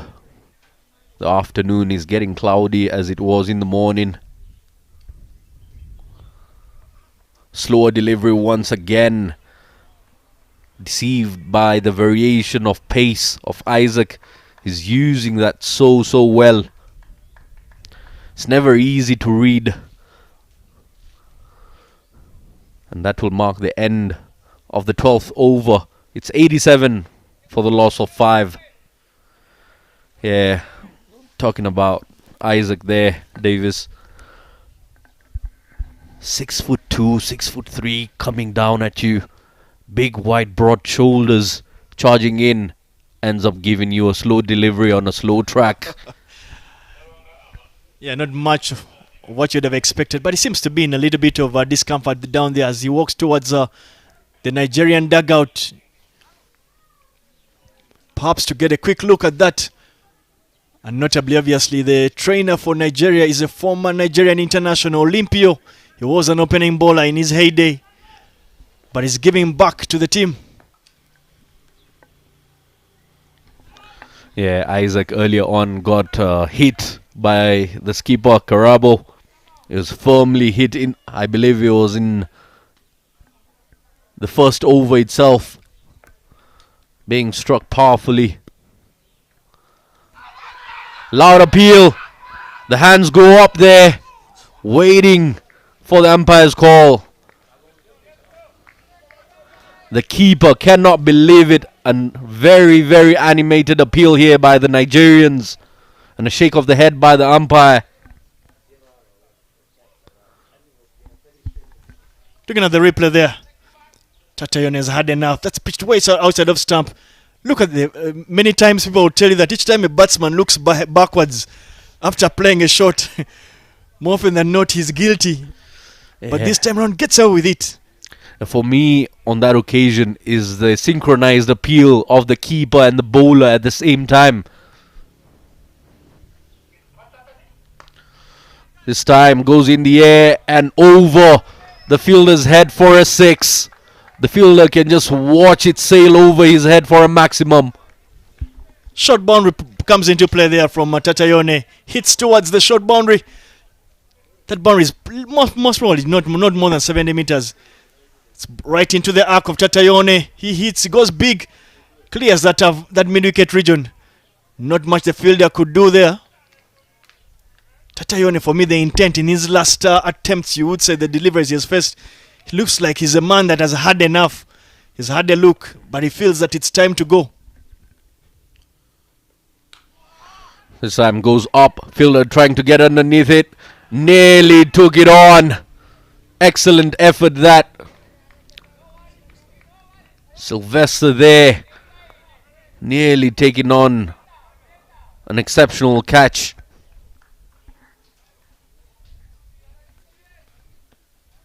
Isaac Danlani has done exceptionally well, you would say, with how he's bowled in this particular one, especially with the short boundary. Oh, just whips it around the corner. Will settle for just a single there. Not enough pace off the bat.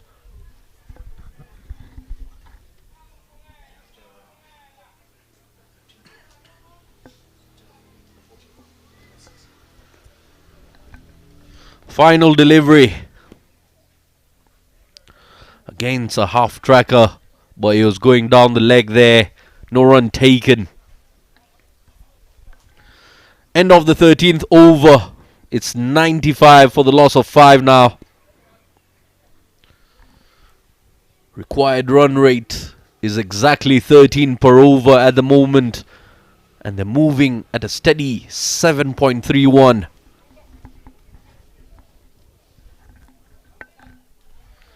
It's nice to see how a boundary or a maximum here just builds up, gives that hope of momentum to the Botswana side. Yes, it does. Obviously means that they have to score a bit fewer in the over. But for me right now, more important, it's good to see that Isaac Okpe has stayed on the field, so he's not as injured as you might have thought. And there's obviously a forced change in the bowling.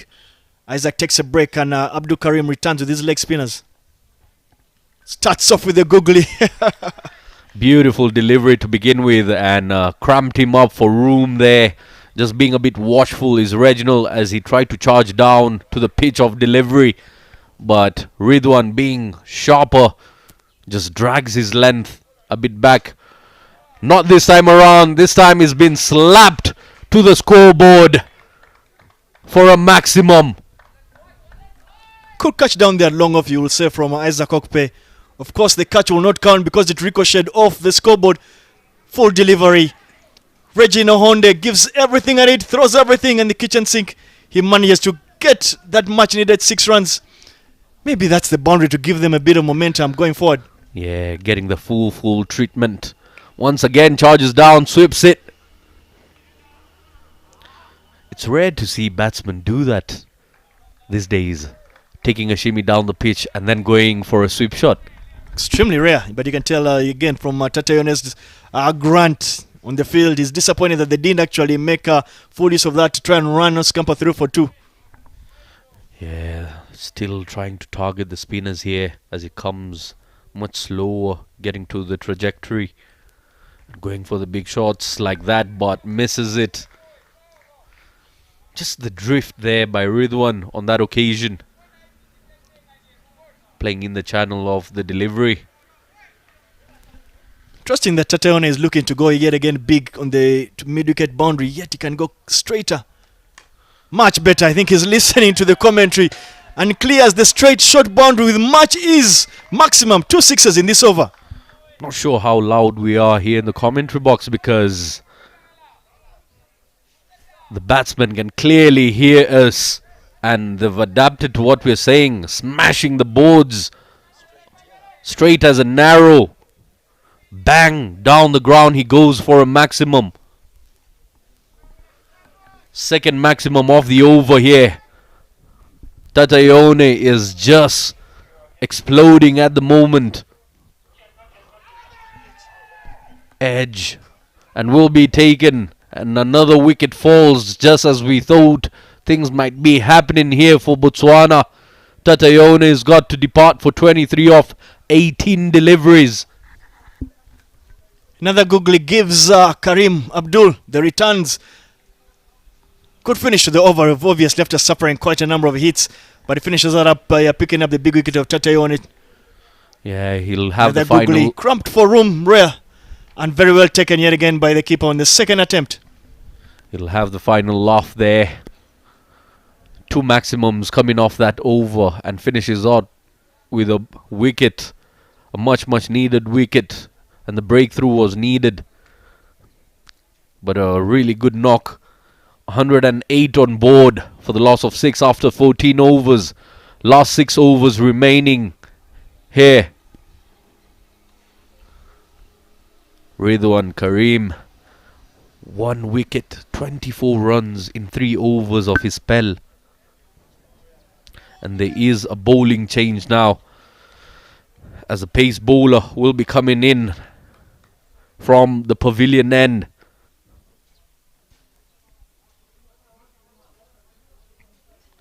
New man in is Catlow.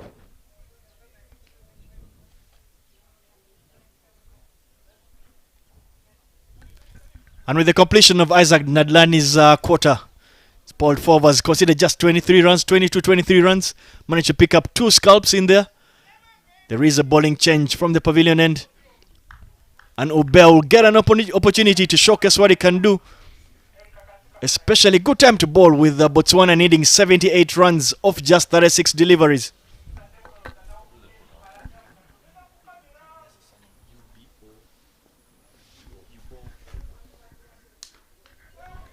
Big swing there from Reggie Nehonde, but unable to get any wood to it, and the bat goes flying. But good sportsmanship there from Sylvester Okpe. Gets out of his comfort zone and simply picks the bat up. Returns it to Reggie Nehonde. Big swing there. Big swing. Reggie unable to make any contact. Yeah, just good to see it.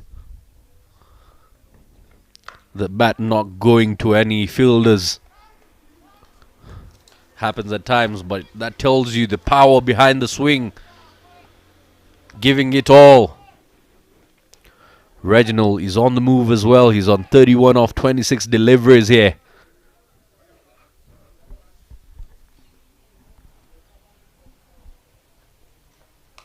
Swings hard, goes over covers, and off she goes for 4. Beautiful shot. Yeah, good to see that intent from Reggie. He knows that they need to get going. And he looks to take on the youngster, Uboa. Beautifully struck there, right over the cover fielder. Full delivery. Throws the kitchen sink at it. Yeah, full and wide. And throws the hands. Great connection as well. Catlow is yet to face a delivery here.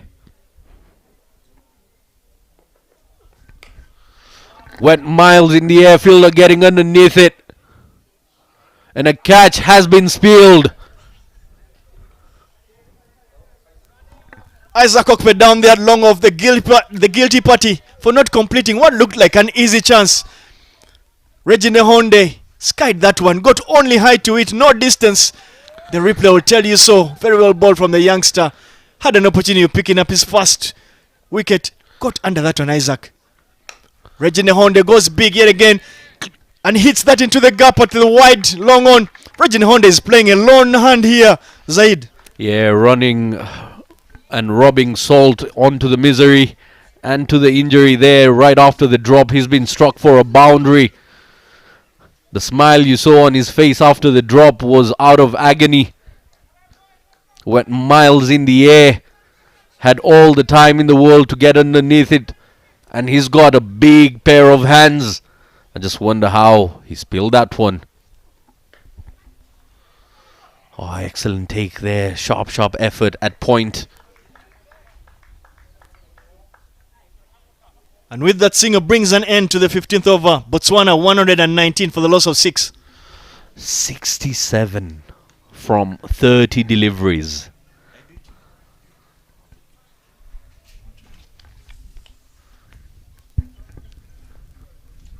as Davies takes a break from the comment box. I'll welcome Eli back here into the action. 67 runs from 30 deliveries. How possible do you think it is for the Botswana side? Thank you, Zaid. It will be a tall order to ask. Not that it is impossible. Current run rate is at 7.9. Required 13.4. It will take something. And that will be special. And the man that will be key is the man on strike, Reginald Neonde. Yeah, into the 40s. You've heard about the curse of 40s here at Gahanga. Don't say it. Don't say it. Works it past the fielder. It'll be Prosper Husseini to clean up. Keeps it down to 2. Yeah, the terms you hear around where the commentators be telling you if it's possible mathematically or in a cricket manner. At the moment, it's possible in both. Worked again. Next side, deeper into that pocket. But good work. Just keeps it down to what? Yeah, Team Botswana have really been a basket full of surprises, haven't they? Yes, they have. But pretty much that in today's game, they are really giving it a fight. If you look at the efforts of Reginald Neonde, in the past, it's just been the top order that does the hard work, the hard yards. But today, there have been some glimpses of hope. Just that you're waiting for them to strike the right type of form and they could be in it. Sylvester here just keeping it tight lines, not giving too much width on that delivery. 63 from 27. Mo is a believer of, or rather being an optimistic person that sees the opportunity, sees the moment. And Reginald is trying to do that. Every opportunity he's trying to go as big as possible. Because one thing that I'll never tell you about life is that no one will ring a bell for you to have your time or your moment. You need to seize the one that is in front of you. And right now he has an opportunity, one, to get to a personal milestone, but also just do something for his country. And with the bat in hand, 45 from 32. Always in action is Sylvester. Trying to use the field set correctly. He's put the man at deep extra cover there, protecting that boundary and pitching it in certain areas. A loud appeal there once again. Going out for everything at the moment.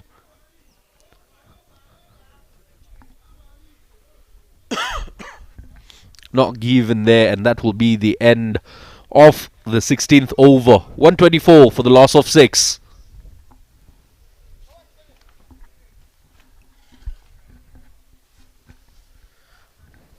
Cool afternoon and weather here at Gahanga. Hope you're getting used to the weather here, LA. I'm loving it. It's not too hot, it's not too cold. Perfectly fine. You get some showers of blessings here and there to cool off.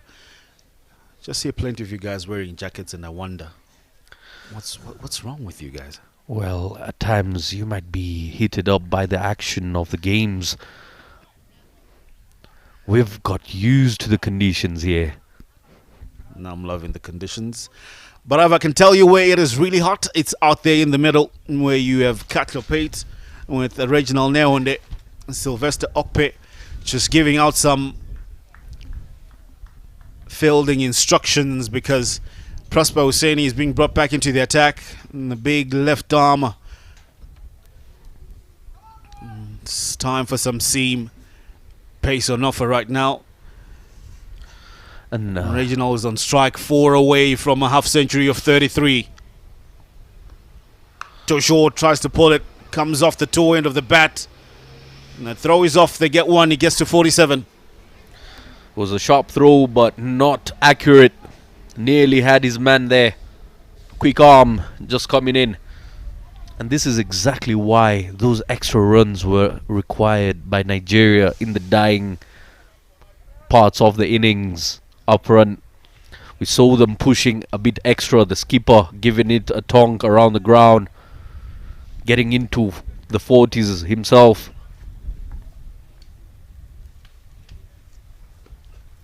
Swing and a miss from Katlo. Trying to amp up things. The breeze has just picked up across the stadia. Light drizzle at the moment. Very, very light. But I have a team of ground staff already holding the covers. Yeah, they get a bit tense with the misty weather we've got around. Swing and a miss again, trying to amp up things. What would be ideal for Katlapate at the moment is to look for a single, get Reginald on strike as much as possible. Yes, you would love to put in an addition with the bat. You're out there not just to make numbers, but also play some sensible cricket. Look to bring the batter who's in form, 47 from 34. He didn't get there by luck. He's been working hard, so allow him to have this opportunity and time. But in the face of the blade, it's well wide of the sweeper. Some fielding with some big boots there keeps it into play, but they pick up two. Yeah, excellent effort there in the deep for sure, and a very crafted shot there by Katlo. We're in the 17th over, and speaking of Prosper going for 13 runs in his first over. Oh, nearly got an edge to that one as well. Trying to fish outside off. Yeah, quite an expensive first over. That's why you only see him being given his second right now towards the latter stages. Because Karabo Mutlanka had taken a liking to the pace on offer from Husseini. Yeah, didn't see much of him in the qualifier in Nigeria. Safe to say the skipper. Big swing out there. One bounce and over the rope for four. Katlapate takes a liking as well to Prosper Husseini. Getting to the pitch of the delivery and hitting it well over and wide off long on. Ends the over with a boundary there. I beg your pardon, there's one more delivery left.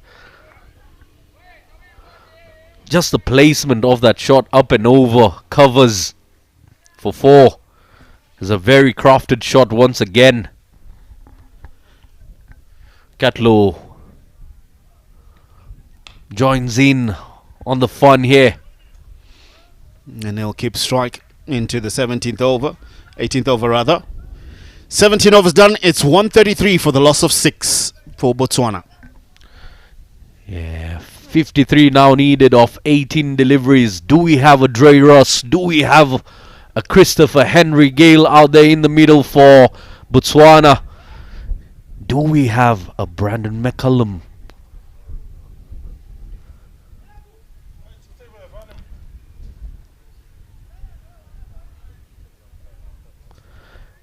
In the dying efforts, we might as well see Team Nigeria pick yet another wicket. Now the umpires may say the drizzle's getting too heavy for their liking. They remove the bails and the stumps and call for the covers. And so rain will come and play a factor here. 17 overs have been bowled in Botswana's innings.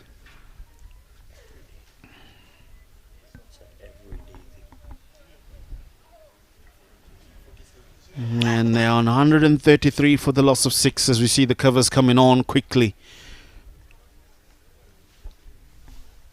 We do believe that this is just a passing shower.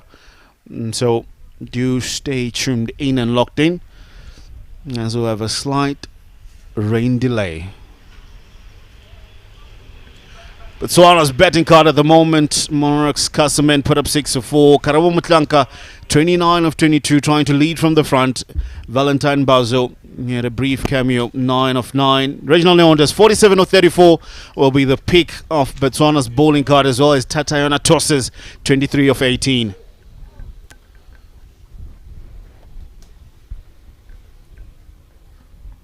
as the covers come on, and there is the bowling scorecard of Team Nigeria. The most impressive of the lot being Peter. 2 overs is bowled, 12 runs is given, 2 wickets with an economy of 6. The most expensive of the lot was Ubo. 1 over, 11 runs is given away. Another exciting bowler was Isaac Dunladi. There are some spectacular figures. Match summary, as you can see on the screen, we've got Sylvester who scored a quick fire 45 off just 16 deliveries, and Olainka scoring 45 off 30.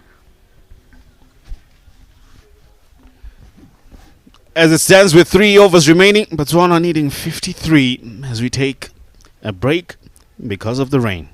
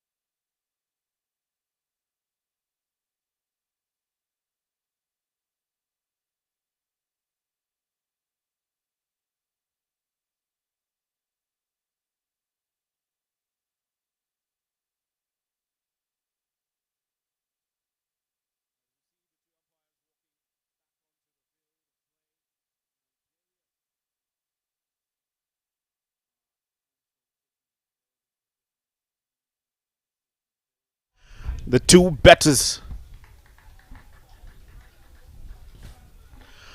We welcome you back to the ILT20 Continental Cup powered by Fancode. We had a brief break, as I told you, and it was just a passing shower that we've experienced here. As you can see, your pictures, they're coming up much brighter. Two umpires already on the field of play, as well as Team Nigeria. Botswana batters also making their way on to the field of play. 133 for 6 is where they are. 3 remaining overs with a mammoth total. My name is Tawana Eli. I'm with Zaid Khan to take you through the last 3 overs. Yeah, the break coming because of the rain, the passing rain, allowing both sides to have a reassessment about how to go on with the business here. Towards last few deliveries, last few overs of the game left. Nigeria definitely having the upper hand here, but tables can be turned in this game of cricket. Cattle Pete on strike on 8 from 8. 18 deliveries you have remaining. You need to make the most of them. 53 is what's needed. You need big overs from here going forward. Up in the air, into the wind, it holds up, dropped. And again, it's been a constant for Nigeria in the last 3 overs.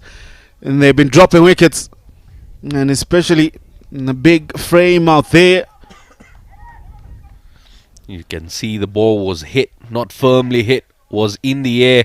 He covered the ground, got his hands to it, but spills it like a hot potato coming his way. Steve Tikolo, the coach of Nigeria, won't be happy with the drop catches that he's seen. Definitely. Not any coach in the world would be happy with the amount of drop catches so far. Pitao running in hard again. Slow up. Manara be considered. Why? Because it was well above the head and shoulders of the batter there. Yeah, dying parts of the game. Not really sure what the Nigerian side is shaky about, as the Botswana side require 18 per over as the situation on hand. Pulls that one. Will land short of the fielder as they pick up just a single. Reginald moves to 48. Well, Cutler Pete comes on strike. 9 of 9, strike rate of 100. He'll need to amp up things a bit here. Give yourself a belief, a chance. Yes, you might not get there, but you also need to try to get there as close as possible to that 186 total. Yeah, as the West Africans have the upper hand against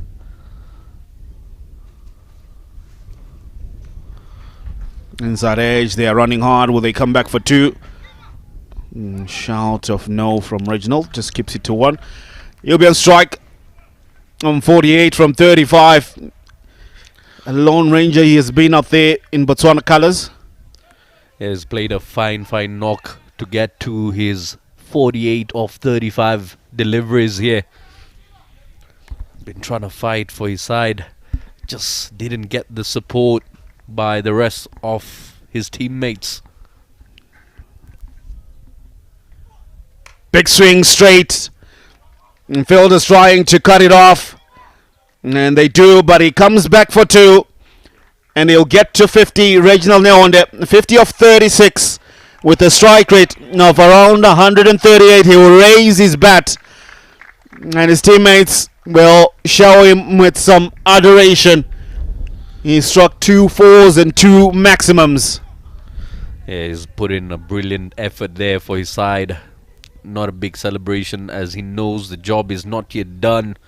With just 14 deliveries left, 47 runs, he can only bring the total closer to the finish line. Pitao pulls out of his run up there. It's been a brilliant individual performance from Reginald Neonde. He's done well for himself as well as his team to try and push as much as he can. But as you know, it's not always an individual effort that's needed, but a team effort. Gonna be wide. Too wide. You can put another set of stumps there. Yeah, extremely wide there. The pitches really need to be covered here, as you can see. Not much of an option the groundsmen have if that one playing pitch gets a bit disturbed by the passing showers.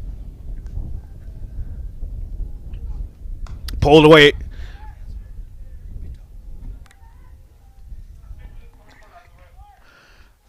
Just one because there is a sweeper out there in the deep.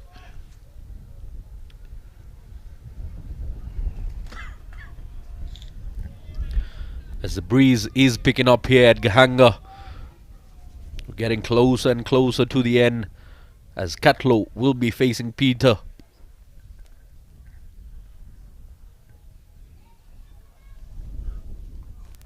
Slower delivery, hit up in the air. Turns away from Isaac Okpe, does well to recover. But they'll pick up 2. Yeah, nearly run away from the delivery there. The spin has been quite challenging. We've seen it in the first half today, where the ball just spun away from the fielder, making him look silly out in the deep. 18 overs up. It's 143 for 6 for Botswana. Final 12 deliveries left here. What do you think Team Botswana will end up with? Because at the moment you might lose, but it's better to lose small than to lose big. Yeah. Well, with Reginald already on 50, I would take that he will try and add a little bit more impetus to what he has already done. Straight up. Some fingertips to that one from Prosper Zeni. That'll hurt. You can see him wincing a bit there. Yeah, it was powerfully hit. On its way past the bowler. Yeah, I hope it's not his bowling hand that has been hit there.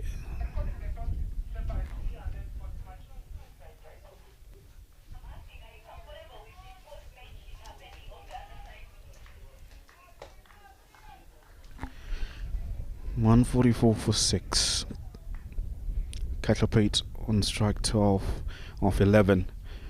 Try and get as many as possible. Probably get down the 160 mark if you can get about 20 or 40 from these remaining balls. You know, it would be close. Close. But that's a huge ask for any lower order batters that are still being asked to go with that. 18.2, 144 for 6 is Botswana. We've seen ups and downs, fluctuations by the side. Swinging into the left-hander this time is Prosper. He's gone for 23 so far.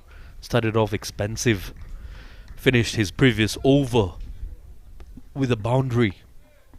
They're taking a liking to his bowling here. Especially Reginald.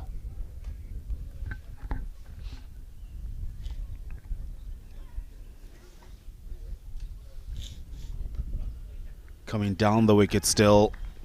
Scuttlepate can't make any connection with the ball there. 3 dot balls, consecutive dot balls. Just look for the single. Give the strike to Reginald. Yeah, and at the moment, the way the clouds are getting grey every second, every delivery that goes by, the breeze is picking up. Not quite sure. Finally, gets one on to the bat, and they push for 2. The slip by the fielder will allow them to come back. I like how the slip happened just at the right time. Oh, they settled for 1 actually. Original deciding to keep strike for the last delivery of the over. Maybe trying to keep strike throughout the over. because he's on 52. Definitely the man showing some authority. It's only one ball remaining.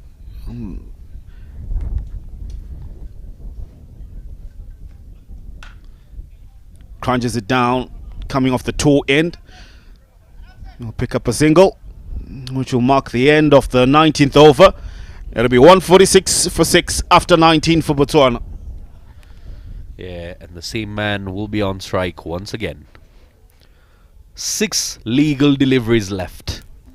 146, just 3 runs coming off that over by Prosper. This is bold, 3 overs, hasn't picked a single wicket out of the 6 that have gone by. We hope the rains keep passing and never approach the fields here. Slight change in the breeze. It's sort of trying to take the rain away, but I'm sure we might just get a few showers. Right, last 6 to go. It'll be Peter Owl to bowl his last of the 4. Too short, pulled away. There's no man there. It'll be hit into the wind, but there's enough power to carry it over to the boundary for 4. Magnificent hit by Reginald Neonde. Yeah, he followed it all the way through. Struck it in the right area there. Lovely looking pull shot. Just enough power behind it. A couple of bounces. And it goes for 4. Yeah, the boundary brings up the 150 for Botswana. This is the best performance that they've put up so far, considering that even in Abuja they only managed to get 104 against Nigeria. They lost by 77 runs. This time they get past the 150 mark.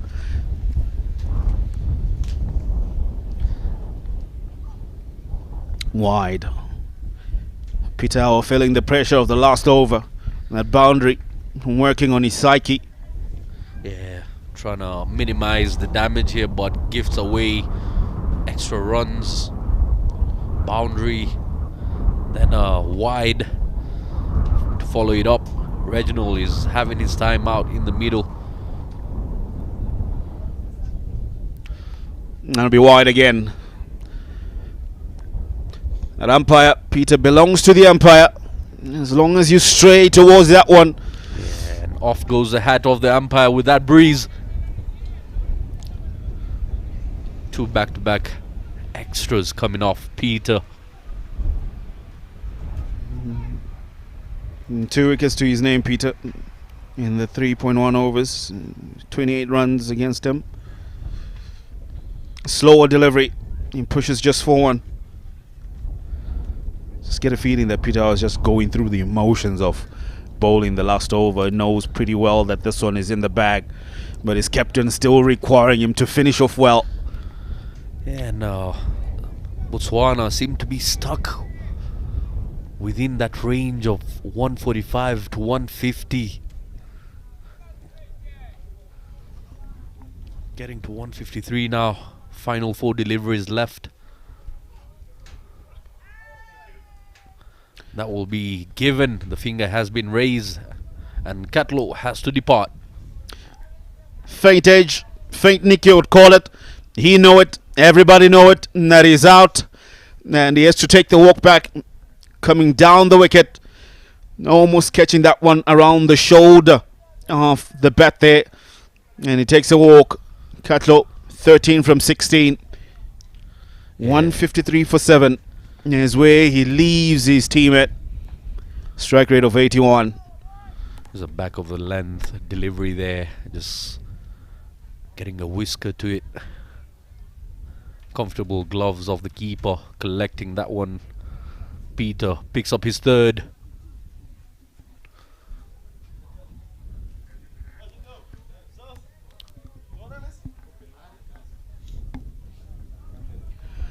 Moloki Moketsi is the new batter in, coming in to just face the final 3 remaining deliveries of the last over. What addition can the young man make?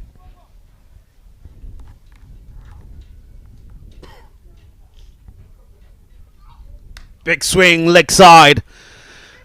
Isaac Dunladi will do the fielding and just keep that one to 1.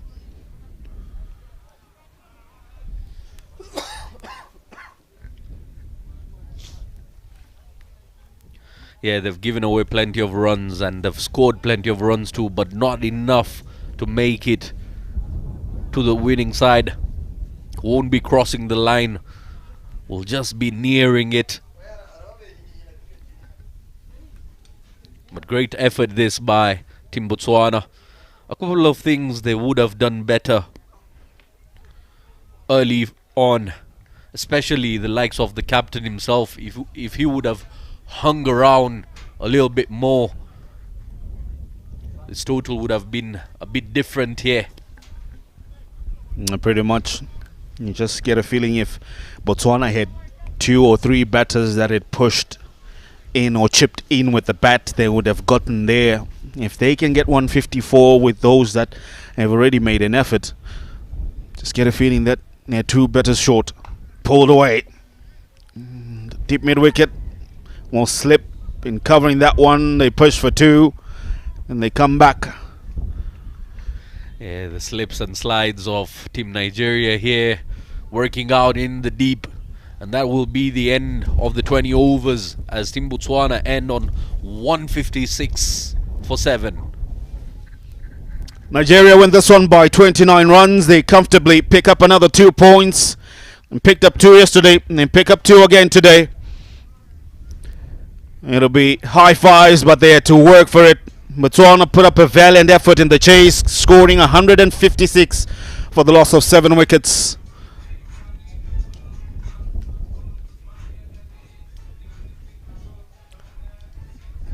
There were valiant efforts all around, performances with the bat. Sylvester Okpe had a brilliant performance as well with the bat from Nigeria. Karabo Mutlanka chipped in as well. Reginald Nwonde chipped in for Botswana. However, it was not enough to see. He saw it over the line. The Yellow Greens will be the happier of the 2 sides. They charge on with that winning streak of theirs at the moment. And they'll be happy with that effort that they've pulled in. It's been one to take note of. Definitely some names that will come up there and will be considered for player of the match for Botswana. Lots of notes to take, but a better performance from them. They breached the 150 mark. They'll be happy with that as well, but they would love wins. Botswana's batting card, Monarchs Clusterman, didn't have the same innings as yesterday. 6 she chipped in. Karabo Mutlanka's 29 of 22 was quite good, as well as Tatana Tosses 23 of 18. Reginald Nwonde will stand out 60, not out from 43. Those will be the runs that they put up, 156 for 7. Meanwhile, Nigeria's bowling card, a number of bowlers used there. Ridwan Karim picked up 1. Isaac Dunladi picked up 2 for 23 and he's allotted 4. But the standout will be Peter Au, who picked up 3 for 32 in his allotted 4. 8 extras were only added. Standings at the moment, Nigeria, they pick up 2 points. They move to 4. 2 in 2 that they have won. Uganda will be in action later today when they take on the host Rwanda, hoping also that they can pick up another 2, while Rwanda hoping to be picking up their first win of this match summary. Nigeria putting up 185 for 5 in their allotted 20, and then Botswana, they fall short by 29 runs. Do stand by for the post-match presentation that will be coming up shortly with Davis Karashani.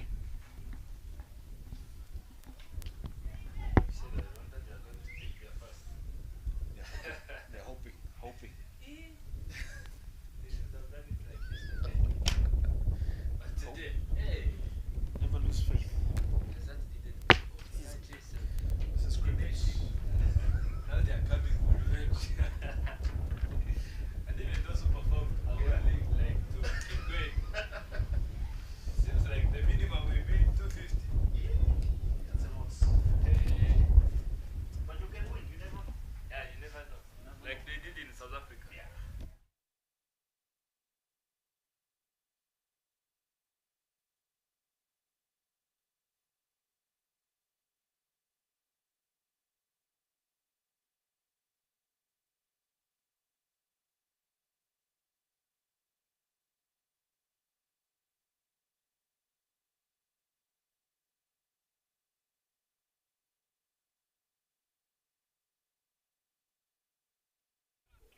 Good afternoon, ladies and gentlemen. Welcome to the post-match presentation of the third match of the ILT20 Continental Cup powered by Fancode. First and foremost, allow me to take the opportunity to thank Rwanda Cricket Association together with ITW Universe, who have been our sponsors, not just sponsors, but for putting this tournament together. The title sponsor, ILT20 himself, together the partners of Fancode, alongside Sports Eye. Before I proceed to the man of match presentation, allow me to speak about the game itself. The toss was won by Botswana, who opted to bowl first under overcast conditions. Nigeria batted pretty well to get themselves to 185 for 5. In reply to that particular performance, Botswana came out to bat, managed to get 156 in their allotted 20 overs. And however, they lost the game by 29 runs. And right before I mention who is the player of the match, allow me to invite the captain of Botswana, Karabo Motlanka. Commiserations yet again in this particular one. There is a bit of a concern, the fact that you seem to keep conceding quite a number of runs at the back end of your bowling innings. Yesterday you conceded 80 runs, today you conceded 130 runs. Any areas of concern that you want to probably work on going forward? To be honest, I think from both games there's positives, but the problem is that when it goes bad, it goes really bad. It's something that we're going to have to work out, maybe change the personnel we're using or change the tactics somehow. So yeah, that's the most disappointing part. Well, you have a couple of games to go. Best of luck in the tournament. Allow me to invite first and foremost come in the capacity of the captain of Nigeria, Sylvester Okpe, who had a tremendous day.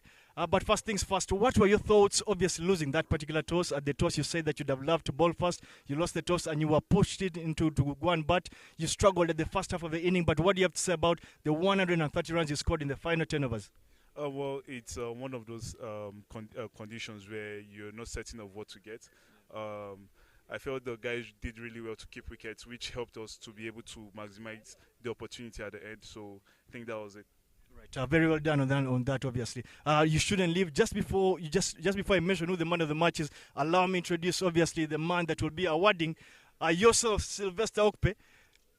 Yes, just before he awards him, I would like to quickly read out your statistics for the day. Today you managed to get 44 runs off 16 balls, not out.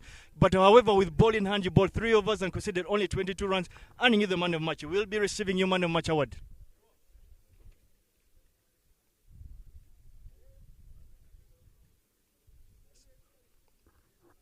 Just please come through. I'm now speaking to you in the capacity of being the man of match. What do you actually think? Yesterday you won the game for your team, Nigeria, in a very, very nail-biting encounter. What did you think today made the difference for you going forward? In fact, that in terms of your own performances. I think I've worked on a lot of things in my batting back home. So I just knew I just need to be as calm as possible while batting and just play as hard as I can, and that was what happened. Well, congratulations to yourself and obviously to the Nigeria. Thank you very much. You have had the news right here from the post-match presentation. Stay tuned for the afternoon clash between Rwanda and Uganda.